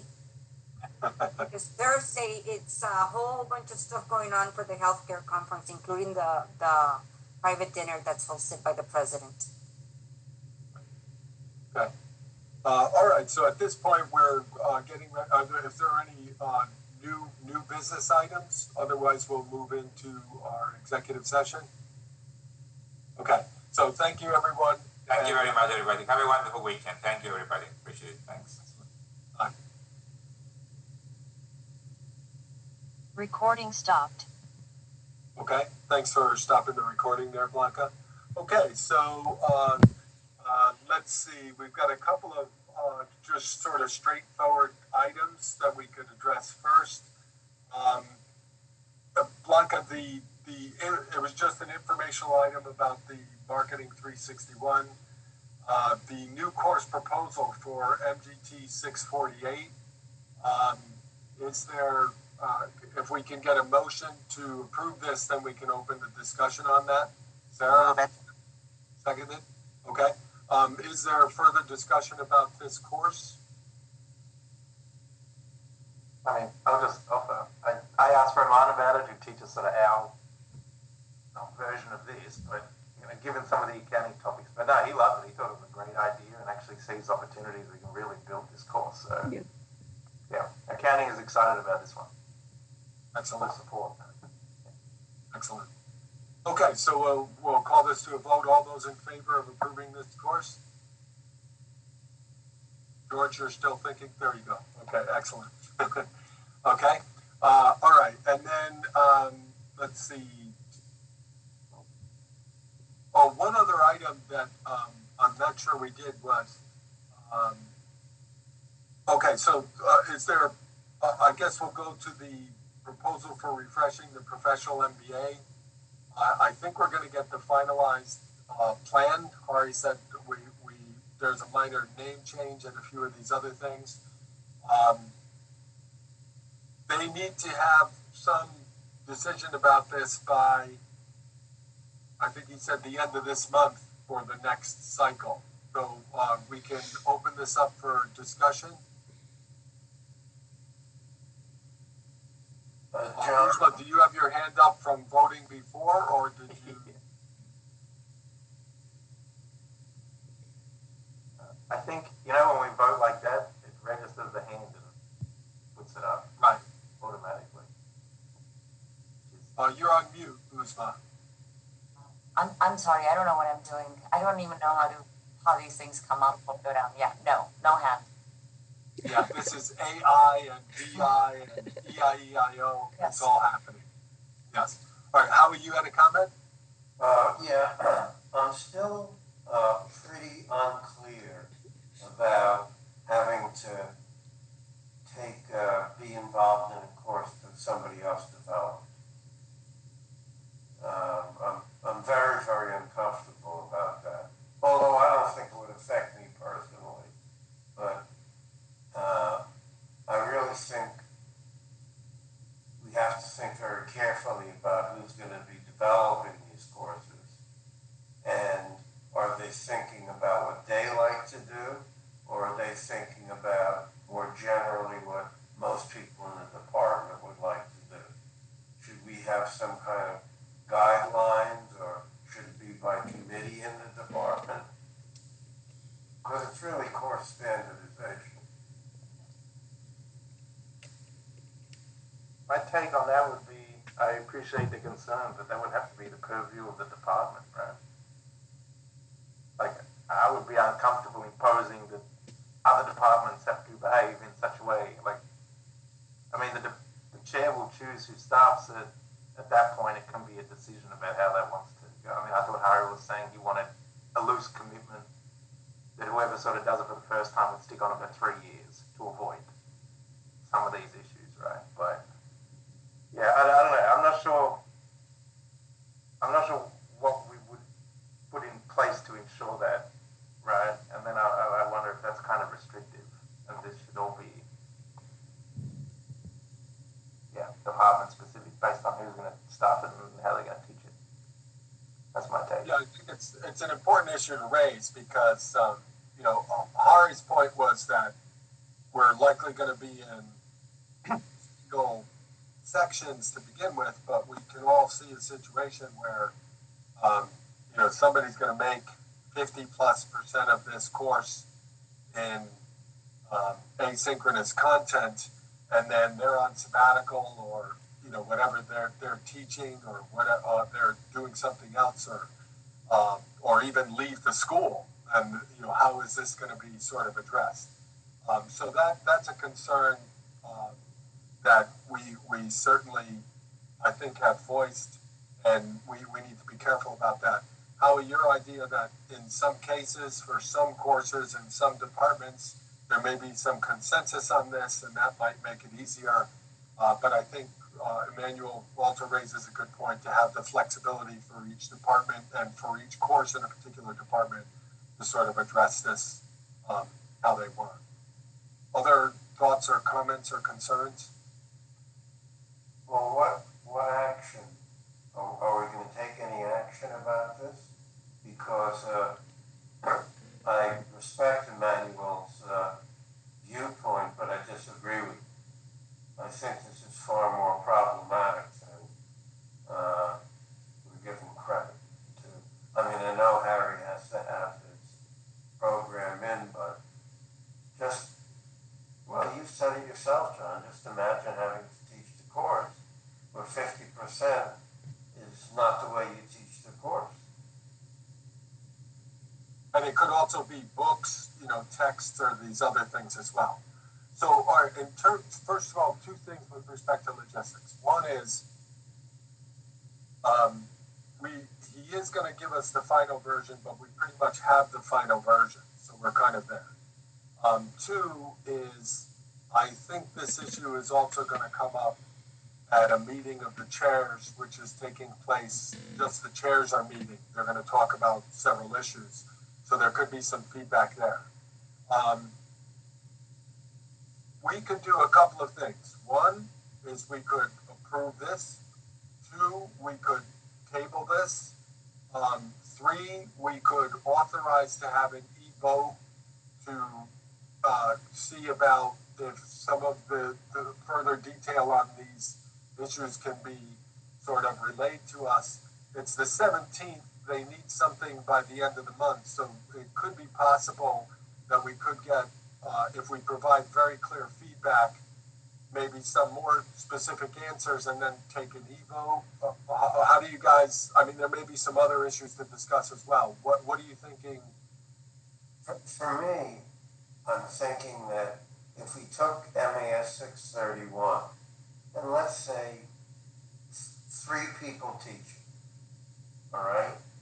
I think all those 3, and only those 3, for the courses where that's the case, should come up with something that they can all live with. And after that, it is what it is. I don't disagree with Howie, but I think that's right, and I think that's the right approach. But I do think that should come from the department, as Emmanuel says. Yeah, I will also say, like, I agree with what you said. I think that's the way you should do it, right? And anyone involved in this course should be, and it sort of should be almost a departmental discussion. What do we want out of this, given the fact that it's going to be asynchronous for a few years? I would just be uncomfortable putting a stipulation. I wouldn't even know what it looks like. I also don't think we'd get away with it. So, I mean, I would ask the council, think long and hard what outcome you really want here, because we've been putting this off for ages and ages. To me, the writing's on the wall that it's pretty clearly going to go through. I mean, Paul said, let's just give this program a chance and see what we can do with one. I don't know. It's going to get to the point where all they think is we just put up roadblocks for the sake of putting up roadblocks. So, and I do have, if you actually had it said that what Howie mentioned, that was the correct approach, and actually the dean said, and they both said that would be based, each course may be treated differently, and it wouldn't have anything to do with the compensation, and it would be up to the course and the program, and the designer, and the instructor. Okay, George? Yeah, so do we have to reapprove the program because they made substantial changes to be considered like a program change? I'm just kind of clarifying this because we do have a professional MBA program approved. So the way it works is currently, if the modality changes, this has to be approved all the way through for governance, starting with going through. It already went to GBEC, and they made some suggestions. So now it's with us. We'll have to go to the graduate school, and then the faculty senate, and beyond. Now, just so you know, some of you. Okay, that just one thing that just one last thing on this. There is going to be a proposal. They put the brakes on it for the moment to ask the graduate school. The council has to approve this proposal to go forward. The graduate school and the faculty senate to give blanket approval for the business school to change modality for any of its programs, but each individual program change would then have to come before the school council for approval, but it wouldn't have to continually go through. So my understanding is that Patty Murphy, who is a significant gatekeeper in the governance process, has expressed some favorability to that. And from a logistical standpoint, that would be wonderful. It's not currently in place, but that would be wonderful. But then that puts more pressure on us to work with the administration to make sure that these changes are sort of in place. So that's the logistical issue, George. I don't know if you have other comments. Yeah, so a couple of things. So I actually have experience in co-developing a program, a course that was taught online and synchronous with synchronous stuff in an old MSF program. And my personal experience was more cooks you have in the kitchen, the time that you have to spend exponentially goes up. So from my personal experience, I would never like to do that again, because for me it was like a very difficult situation.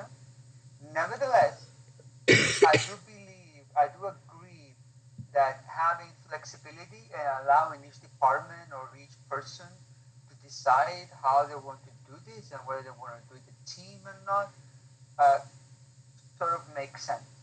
Of course, it has other ramifications. If 3 people are developing one class and the development fee said is $15,000, then each one of them has to do triple the work to coordinate and get only $5,000. I mean, look, at the end of the day, incentives are incentives. So I have a feeling there will be low incentives to do this collaborative thing that takes so much work. But then again, it's people's choices. So I don't think that we should just say how they should be developed. And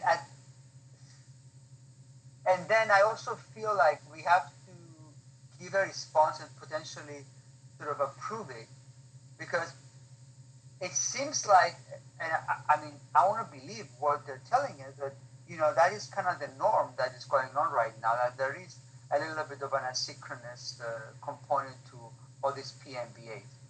Of course, I taught in the old PMBA, and I remember it was always to the rim in terms of in terms of people participating, and we always had 30 to 40 students. It was synchronous. It was on the weekends. It was a lot of work, and students really enjoyed it.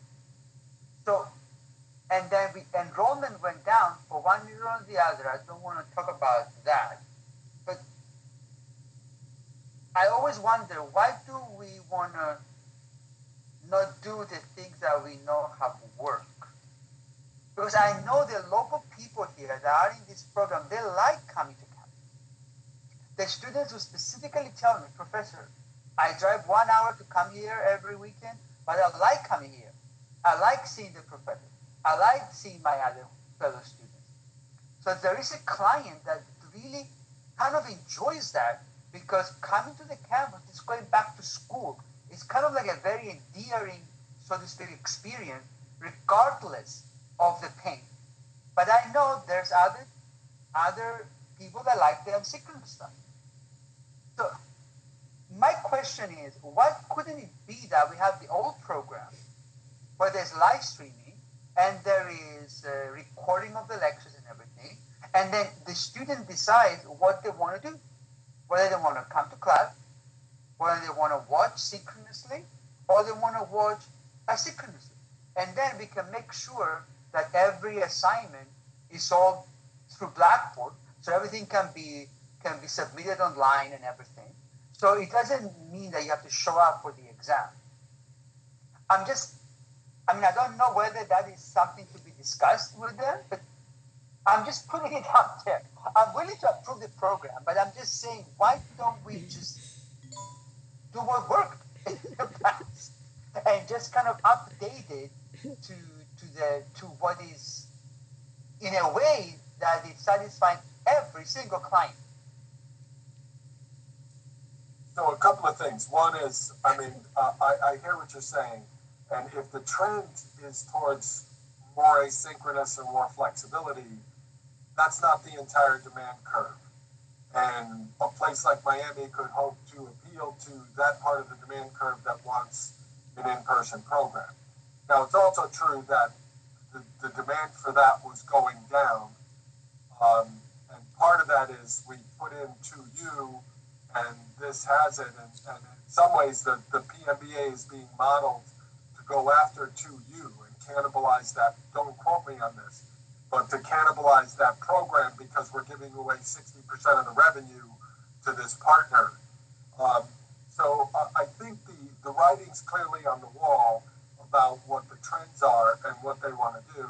The other part of this is, if half the course is asynchronous, then a 3-credit course is going to be identified as you meeting the load for a 1.5 credit course, because they go by contact hours. So if you had 2 3-credit courses completed your load for a semester, now you would have to teach 4 of these courses to get the 1.5, the 1.5, the 1.5, and the 1.5. So this is just the reality of where things are going, and what's being modeled here is 2U, because that's the only program that we have sort of justified this sort of matching of faculty's teaching load is assessed in terms of their contact hours for programs. So we had in fact, I sent an email yesterday to figure out how our department thinks. We had a long, detailed discussions, and there was no clarity in our department. So if we have to vote today, I would really not know how to vote on behalf of my department because we are still, not sure as to what's going on. And I want to point out a couple of things that were raised in that meeting in terms of contact hours. And it seems that, so we have currently people who are teaching in this synchronous, asynchronous kind of format. And this is coming from them. I have no experience in this area, so I'm just relaying what they said. And what they said was, well, yes, contact hour in terms of classroom hour is low, but they have students, just because the classroom hours are low, students request a lot more meeting time outside of class with them. So they have to meet with individual students and groups a lot more. They say because of this asynchronous component, they have to design assignments and all that, so they're spending much more time grading things and meeting students outside. So one concern raised was the way we are looking at contact hours also need to change in this different modality. We can't think of contact hours as what's spent in the classroom. And I think this all ties in with this whole, we are doing a different type of I can never say this word, teaching, and the pedagogical concerns that come with it have to be looked at it in a different way as well. We can't apply the old matrices to a new form of teaching. So that was one concern, that no, if you're looking at contact hours, we need to look at contact hours differently because there are a lot more requests from students to meet with the faculty. So one thing we thought we could do is ask them to give us a sense of, okay, how many contact hours do you spend outside? So maybe there's a quantifiable way to go about it. So that was one. The other thing was, it seemed the concerns were raised about students getting the same amount of credit, but the faculty not getting the same amount of credit. And again, I know we are not supposed to be talking about how faculty is compensated or whatnot, but these are the concerns that were raised during our meetings. So I need to run in 5 minutes. We have an important seminar I can't miss, but I just wanted to voice this, that to be honest, I really don't know how to vote on this because there's still, but again, I see that the writing is on the wall. They want to do it. They want to do it. But to me, then this whole thing about us voting seems like, I don't know. Is there a need for us to even vote on this? Well, this proposal cannot go forward until the school council has approved it. So if it's not approved, it sort of dies here. So that's. I was going to say, it seems to me that somehow, somewhere along the line, this 1.5 credits for our teaching load to 3 got approved. I don't know if we have the authority to go back and review that. Perhaps there's a more fair mechanism, like if it's the first time you're being onboarded to the class and it's, somebody else taught it, but now you have to recreate the content. And every time a new course starts, that should be 3.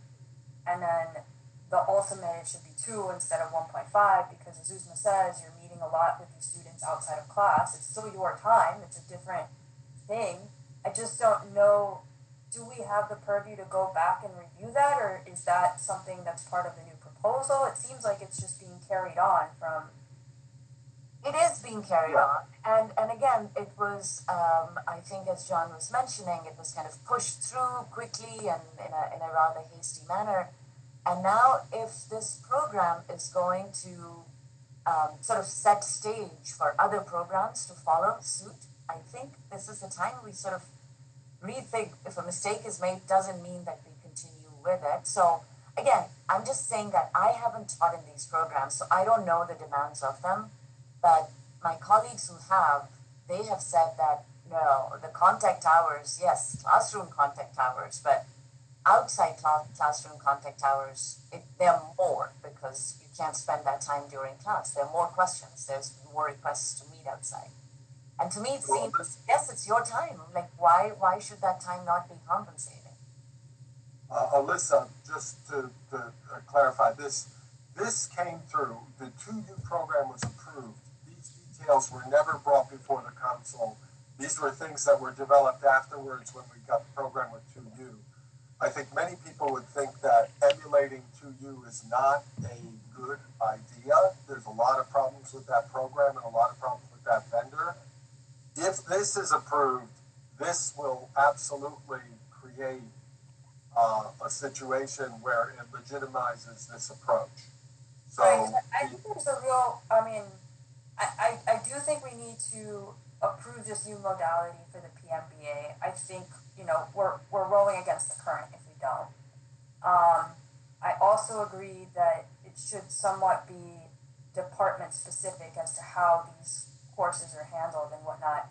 But I do have a larger concern that if this is where the dean wants to go with undergrads and whatnot, are now we going to have you teaching double the number of undergraduate classes because we're going to be similarly compensated for the asynchronous content there? I mean, maybe I'm putting the cart before the horse, and that's not where this is going. But that is a concern.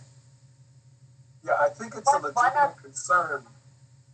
Sorry, it is a legitimate concern because there is a proposal to get omnibus approval for changing almost all the graduate programs, and the dean has mentioned that he wants to create this flexibility or personalization for undergraduate programs. So this will be legitimating that approach. Now, in the past, they've said to you and they've said Gemba, but Gemba is not for load. And there's somebody that teaches the asynchronous portion and there's overload compensation for the other. So it is still not a course load approving sort of issue. This one of the aspects of this is that it would be. One of the other things, and I was just going through my notes, that came up was that a lot of faculty already has asynchronous content that they use. So we kind of do a little bit of this already, that, we tell them, okay, go see this, go read this, blah, blah, blah, and then we come back. So we use a little bit of that flip model already. But someone raised this interesting point that anytime now that we offer a new course, people are not offered course development fee. Right? We just don't do that. Like, you want to teach a new course, we just had a proposition for a new course. They're not offered a new course development fee. So this is a very different model where we are offering a development fee but not credit. So, and that's why it's bringing all these issues. So if we were to go and say that, okay, you will get the full credit. So one model could be that you don't pay this development price, but you give people full credit for the rest of the time. And someone then said that we are paying people this development fee because we have to pay the company that we have hired to help develop the content. So in a way, what we're doing is we're transferring what the compensation that we give to a faculty to this company. So someone said that, well, I can develop my own content, maybe even better. Why do I need this company? If you give me full credit, I will do it myself. So again, I'm just voicing out all the things that were raised during our meeting, and I have to run. So I'm not sure if we need to vote on anything or not, but. So Uzma, your preference would be to maybe authorize the potential for an e-vote at a later time when we get more clarity, or? Yeah, I would say that. And again, I think maybe this gives us a little bit more time to think about these, especially because they have to come back to us about a few things anyways. So I think this might help us, but. My question would simply be clarity on what? Because this council, I'm sorry, I'll say it, this council was shut down when we brought the issues of compensation to Paul. And I kind of wish we hadn't, because that was a bad look. He was pissed in that meeting. I mean, that was obvious. So, again, we keep delaying votes and saying the department doesn't want to know. But then, Uzma, are you a representative of the department? Because in other votes, we're quite happy to take our own personal views and not take things to the department. We've had this debate always about what the body actually is. Yeah. And again, I am representative of the department. So that's how I view it. And some things like, So vote no. The department says vote no. No, but that's what I'm saying. And I would be happy to vote no, but I'm just saying my department doesn't have a clear sense of where it stands. And that's why I'm like, maybe I'll abstain. We can take a vote and maybe I'll abstain, and that's okay. because I just don't know where my department stands on it right now. But that's your job as a rep. I'm sorry, Yes, this is our job as a rep. I'll tell you right now, I cannot, George, I have to vote yes. I cannot create their opinion. I'm just saying there is no clear opinion in my department right now. And that's it. So I'm gonna vote yes, but my department has massive issues with this, especially with the joining the two accounting classes together. So the issue is, look, authorized to vote yes, but, say that accounting is kind of mixed on it. But I mean, in the end, they kind of know it has to go forward or not forward. So I just ask them, what do you want me to do? I asked them, that's what I said. I exactly asked them, what do you want me to do? And they didn't say a word yes or no. They're just like, well, these are the issues. Like, okay. I mean, I think if I was Ari and we go back, more clarification, he's going to just turn around and say, what the fuck do you want? Yeah, this has been around for a while, if I may say something. I need to run. So if there is a vote, I guess we have a quorum, right, for it to go through? Yes.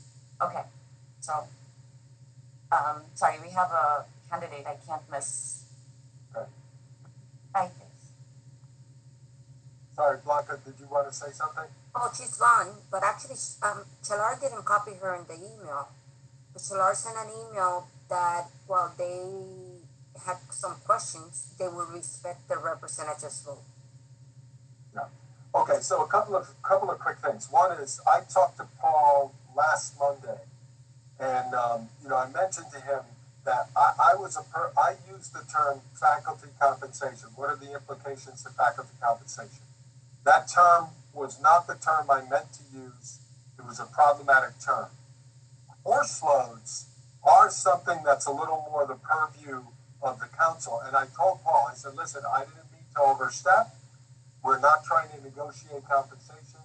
There was some concern about the course load issue, and that is much more in our purview. So I take your point, Emmanuel, and to my colleagues here, I made a mistake using the term faculty compensation. What I intended to use was course loads. I clarified that with Paul, and I will endeavor to be more precise going forward.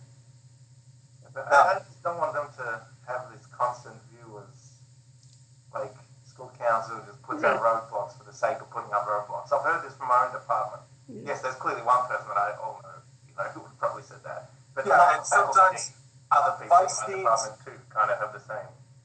Yeah, sometimes vice deans like to perpetuate that and are vocal about that, because we have to hold their feet to the fire sometimes.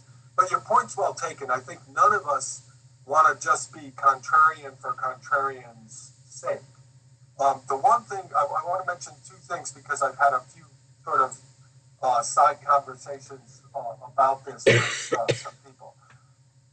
One of the concerns that they're potentially willing to address but are not going to commit to this and don't want to negotiate on camera with the school council related to these things, and I certainly get that, is let's say somebody has been paid to develop the content, and then 2 years later, before the content is going to be refreshed, because they'd like to do it around every 3 years approximately, somebody else has to teach.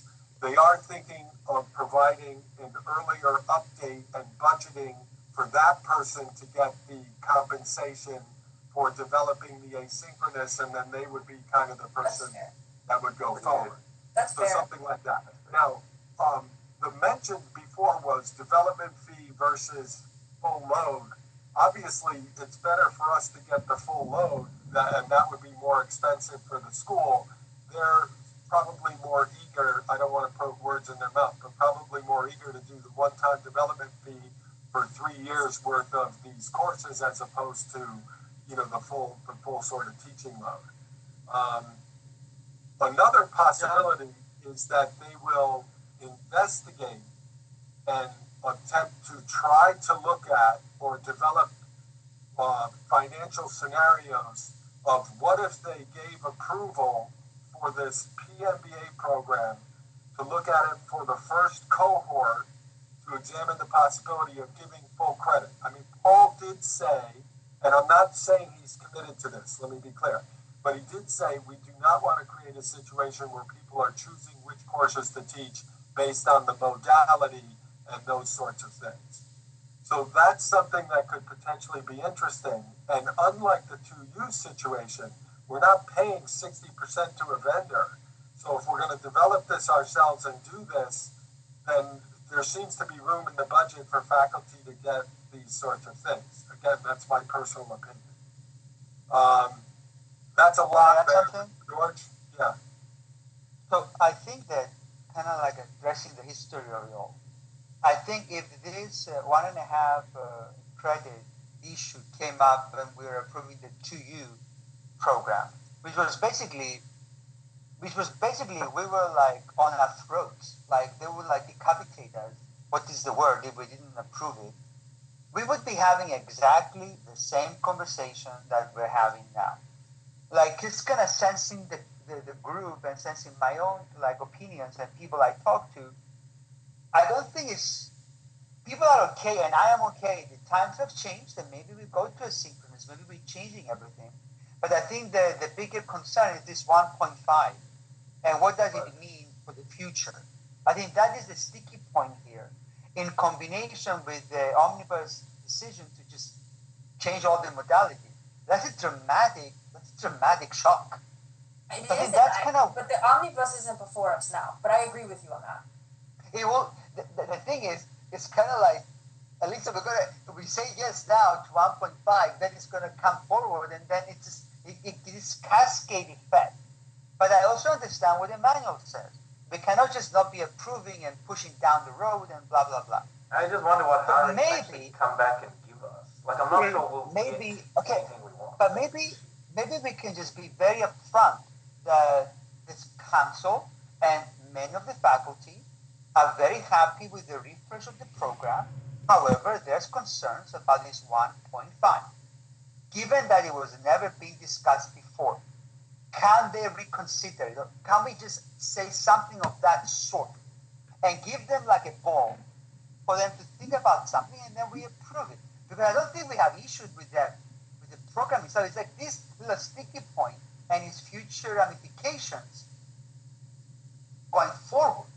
I think that's where we're stuck. Can we, like, what is the approval, John, just like a yes? Or can we sort of give approval but then have a document that says, while it was approved, you know, there was debate, it was contentious, here's the issues raised.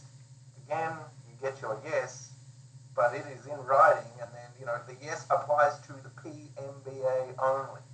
These issues we would definitely don't want, you know, to assume that because this was approved now, these things go over, you know, we reserve the right to.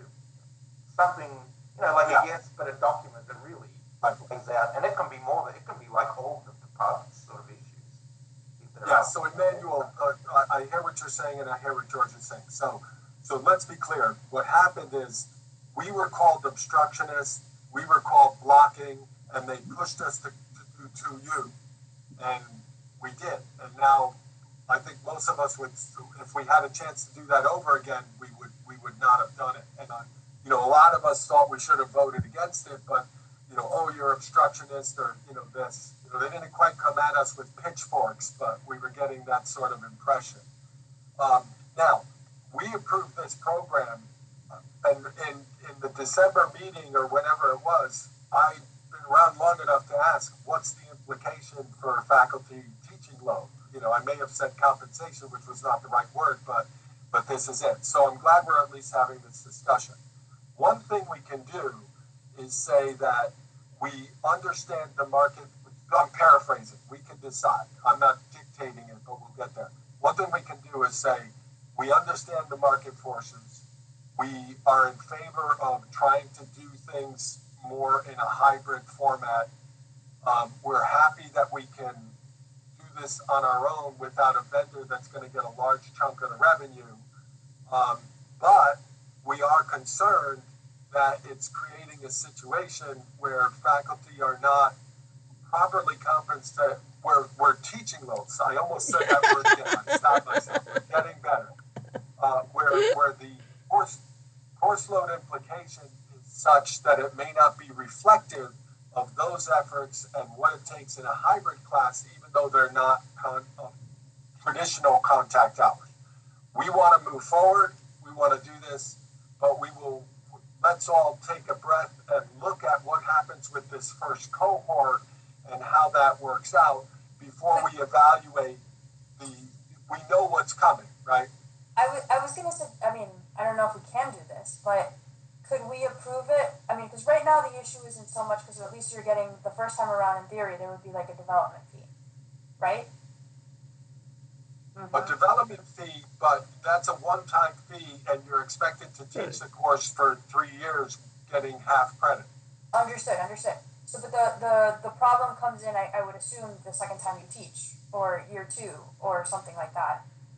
Could we approve it, see what the revenues are, and revisit credit? No, right? Well, Alyssa, here, let me answer it this way, and whoever has other opinions, fine. I think the approach of the administration is, let's see how the revenues work out, and if it's working out, we can do something. Now, we've heard that before, not from Paul, in fairness, not from Paul, but we've heard that before from people in administrative hats, and we haven't been very happy with the way they've sort of dealt with the things. But I don't know that we need to project that baggage onto Paul, but we do have our experience. So just as they are looking at this and going to evaluate it in the first cohort, we could also say that's a reasonable position and we want to, before other programs go through, we can have a natural experiment, so to speak, and we can see how this is being evaluated. What do you guys think about that? Chris, you were shaking your head. I don't know. Econ's totally in favor of this. We've had this. I can't believe we're spending this much time on this program. To be honest, this is like the nitpickiness of nitpickiness. We've had like 4 meetings on this. I mean, it's our job. If we look at it, is the curriculum fine? You're nitpicking over credit hours. I mean, faculty are not forced to teach these things. If they don't want to teach it, they don't have to. So if they're not comfortable with the 1.5, they can back out. So I just feel like we've expended a lot of energy. That's, as Emmanuel said, the writing's on the wall. They're going to approve this one way or another. My department is in favor of it. My department has even... My department's in favor of it as well. Right. So I just tell you, my department, there are a lot of people, there's some people that volunteer to teach even, the type of the 2U. Exactly. And they're the ones to decide. And I think even despite that, Howie, your idea about doing it as a group and so forth, our department works it out, and it's not an issue. And I think every department can say, hey, we want a group of people that can divide it up. My only contention is this development fee is when I start a new course, I don't get a development fee if it's not through that. But that's beside the point. But my department is very much in favor of it. That's management is mixed. Chris, I hear what you're saying. The only thing I'm concerned about is not so much this program as the legitimating factor. If all graduate programs are going to go this way and a portion of the undergraduate, then you're not going to have a choice. Eventually, once this is legitimated, this model, you won't have a choice. So if I don't want to teach that, then I don't teach it. I think the broad category of offerings within the next 3 to 5 years, I would say are going to be this setup. 3 credit courses that have asynchronous components that you get a half load for. So I hear what you're saying, and we have spent a lot of time on it. But from my perspective and in my department, we're worried about the stamp of legitimacy that opens the floodgates, and then we don't have choice. This is going to be what the majority of courses are. So ideally, John, you would want what? Then to come back, they give it full. Is your contention? I want a development fee and I want full credit to teach that. Is that what you want to tell them? I would rather not have the development fee and just have it be, if this is your course, you're going to get a full load for this. Now, other people may want to do it differently, but that I'm worried about the load. I understand. It's just. And somebody gets the development fee, and then they hand it off to somebody who has to get up to speed on it, and then they're carrying the water and with half the load and no development fee. So.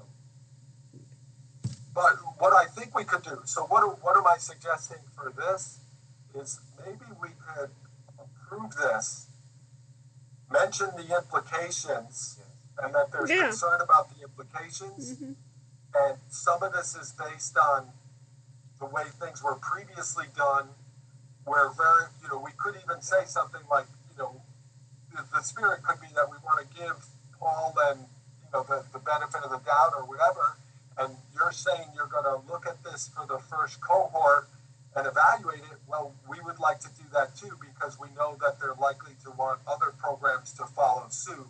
All of us could take a breath, use this as a natural experiment, and then see where the chips fall. I don't know. Do you think I don't know. What do you think? I mean, I personally like that approach. Like, we approve it, but in the approval, we document the concern. That's the 1.5 and the future implication. Right. So that then is in writing, and then if it comes up again, we can be like, we can have another discussion. I agree. Let's move on, And I just think that what are we going to do? Another 3 weeks of stopping, another month stopping, and another stop? And I know from my department, a number of people think school council, that's what it is. Stopping programs. A large, what? No, but a large group. So I think in this case, even though, John, it's not true, that is the impression, and I think the train has left.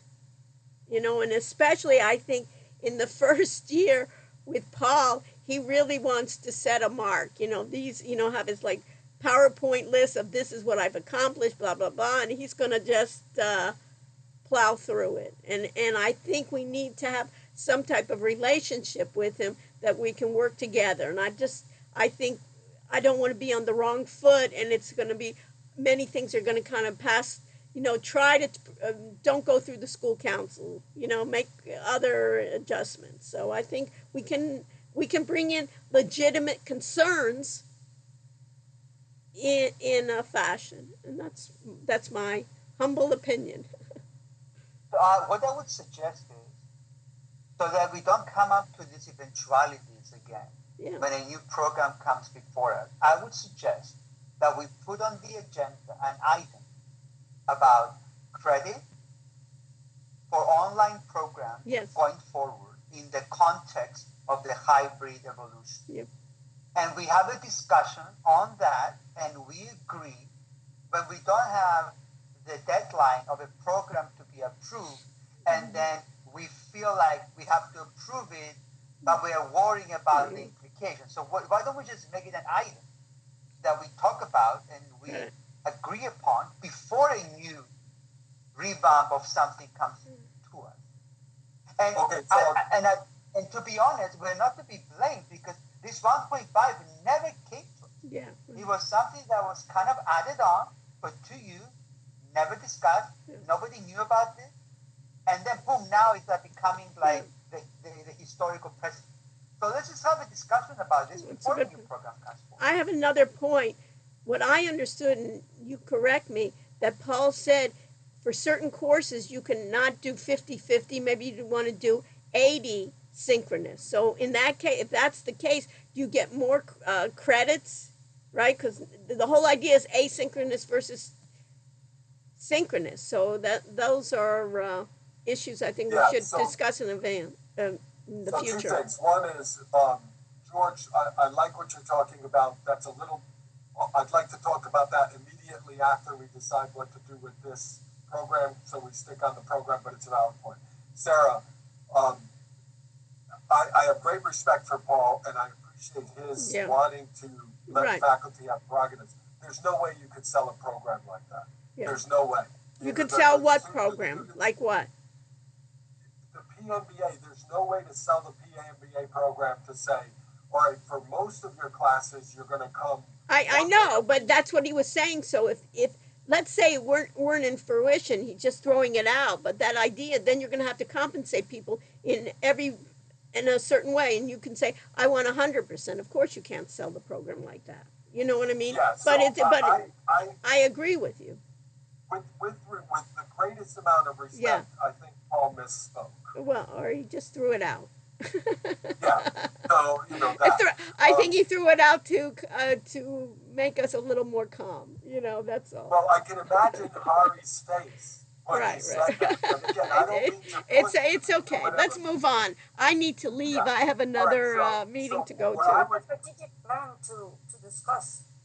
I know. So let's get this one out of the way, Yeah. and then we'll go. So is there a motion to sort of approve this, but carefully craft? And the two issues are development fee and people teaching the course without a development fee, and the load issue. These are the two issues that we are concerned about, and we'll be sort of. We want to give it. It's a natural experiment, and we want to watch how this evolves. Is that sort of it? Is that what we're thinking about? I'd be good with that. Just Okay, motion seconded. All those in favor? In favor of what? In favor of approve? No, I mean saying in favor of approval. We're voting.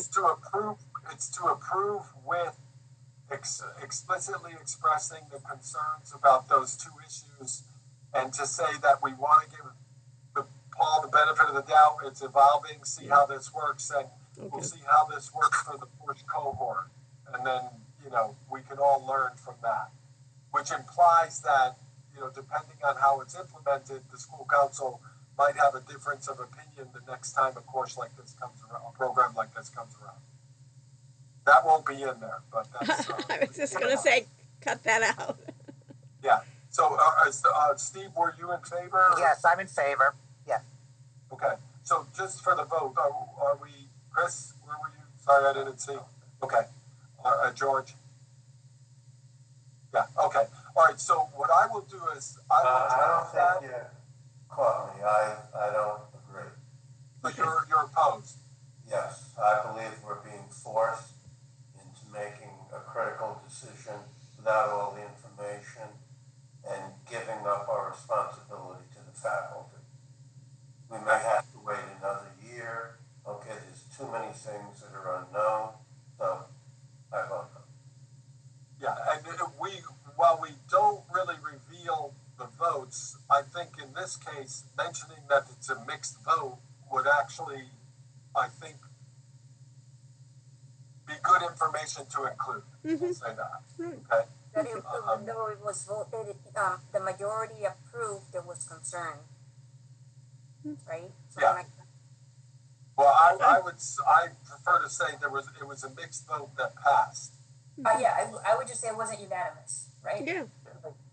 Because we usually always say unanimous, right? Right. So I would say we make the point to say that. Yeah. Well, Right. sometimes we don't want to say that. Oh, okay.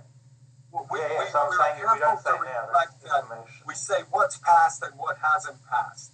And that protects all of us, right? That's one of the things. Why we're an exec session. And Uzma wanted to be abstained. Isn't that what she said? She wanted to abstain so from the vote. One no. Yeah, so we've got a mixed vote. I have one no, one abstain, and 7 yeses. Yes. Okay, so the other thing, George, very quickly on what you're doing, I think we need to set up an ad hoc committee, because we don't want to just have this at a meeting. I think we need to set up a committee, and I think if we could get maybe 3 of us to serve on it. I will ask Uzma if she's interested in serving on it. George, I don't know if you, Howie, I don't know on this issue going forward without this. Are there any volunteers to serve on this committee? what's the issue again? Oh, George brought up that let's talk about this, with this asynchronous content, how that affects course loads and how that affects that's a general issue. Sorry. I feel like that's a very general issue. I mean, would we not want to bring that to the general faculty too? Like, I think it would be good if we first. So I think it would be good, given the gravity of this, to just have Paul tell us what he thinks before we start kind of talking to the faculty, getting committees, because he might understand it and be like, yeah, we won't do that, or I want to see what he feels exactly on this point. Yeah, so let me, in this general context that we are, before we start kind of like, here's the rub. here's the rub. Paul does not want to be seen as negotiating with the school council, or especially on our meetings or whatever. I actually think a committee that can work with Hari sort of as a backdoor sort of approach might be a safer way of doing it. I could be wrong. People could have different opinions. Emmanuel? Maybe, well, I'm just volunteering other people for work now. But maybe if like you and George just went to have a little casual discussion with the dean first, take the temperature. I don't know, George, is that kind of what you had in mind before launching into anything? I mean, I think that I don't think we were ever clear to Paul about this 1.5 concern, right? Because he's also kind of new. He might not know exactly all the ins and outs.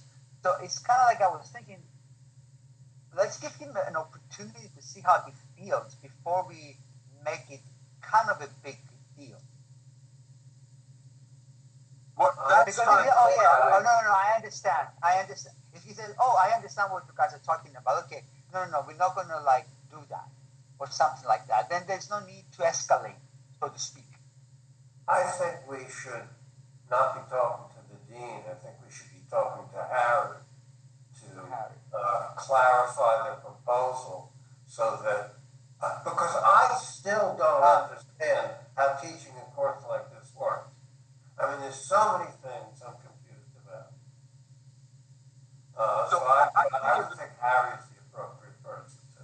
Yeah, I think Hari too, because this takes the whole thing down, but it can get clarity on some of these issues, and it can also express our concerns in a less confrontational sort of approach. So that's my thinking. But I would very much like whoever from the council, and I think it'd be good if there were 3 people from the council, we should meet before we meet with Hari, because you want to sort of get some clarity among ourselves as to what we want to do, rather than just have something sort of emerge and maybe not go in the direction that we are intended to go. So could there be, I mean, a couple of people that would be willing to sort of maybe meet on this and then meet with Hari?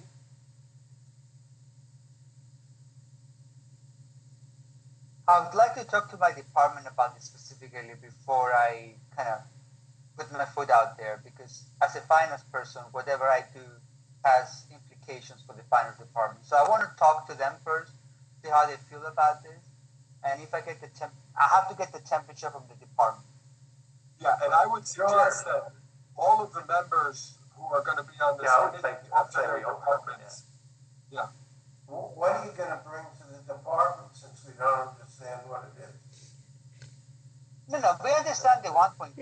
It's in the proposal. That's what I want to talk to them about. They're talking about many more issues than that.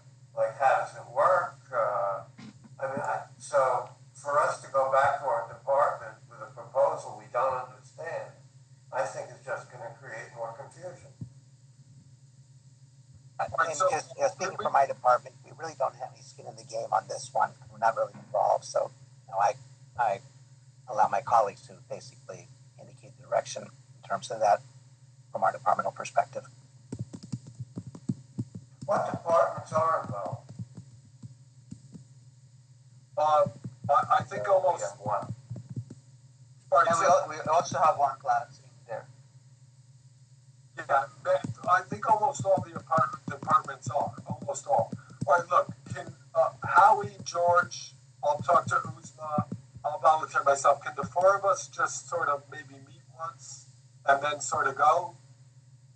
I mean, I would be happy to discuss the general issue with the department and just send you guys an email as well with it. Like, okay, because this came up without discussion too. Like, trust me, this was not everyone in the county is in favor of it. It was a mixed bag, but it also say yes with these things. And this 1.5 came up, so I can. All right, so very quickly, if we can't get volunteers for this, then let's just end this initiative right off the bat. Do we have any volunteers to sort of think about this issue and maybe come together and then talk to Hari? All right, so it's dead. Let's move on. We're gonna lose for you back. Sorry, before everybody leaves, very quickly, Shin Gang in my department wants to volunteer to be on UBEC. Technically, he has to be voted in. Can I get a motion? He's a tenured associate professor. A motion to approve him. I move. Okay, all in favor? Okay, great. Aye. And then lastly, with the proposal, I don't know that we have to do anything at the moment. Eventually, when we get the latest version, we have to, let's authorize an e-vote because we have to authorize that this go forward for the regular faculty meeting to vote on. So if we had to have it before the council. If it comes up before our next meeting, maybe we could do an e-vote. Emmanuel? Isn't there a ballot that's going to go to the people today at 3:30? No, it's not gonna go unless I give them the okay. Alright, so we'll just not. Yeah, that's why I wasn't sure of the timing. I thought we had to vote on that one now. No. Well, they were We don't have the latest proposal. Now, obviously, pardon? From what I understand, it was basically like cosmetics, like the word, some of the wording. But if you want to wait for that, I'll say that the school council wants to wait for that. Yeah, look, there's He's probably appendices gonna share, no, coming. because he's probably gonna share with all faculty and staff. And basically, the ballot, if you looked at it, it was like as per the what the dean shared. Right. This is the executive summary. Are you in? Yeah, that's all it was. Are you in support or So yes? maybe Yeah, look, wait for we him to get it out. we cannot vote to send this to the faculty until we see the final plan. I mean, honestly, we can't. So I don't think he's expecting us to do that today, but it does need to come before the council. And if we authorize an e-vote, when we have the final plan, we can sort of discuss that. Now, a lot of people are pushing to have, on fundraising, the building isn't in there. And that may be some feedback we want to provide. I think the chairs are meeting and, this is a pretty important issue, but we don't have to decide that now. What we do need to decide is if we are okay with having a sort of e-vote when the time comes, if it's before our next meeting. Okay. John, when I saw the strategic plan, all right, I thought it was excellent.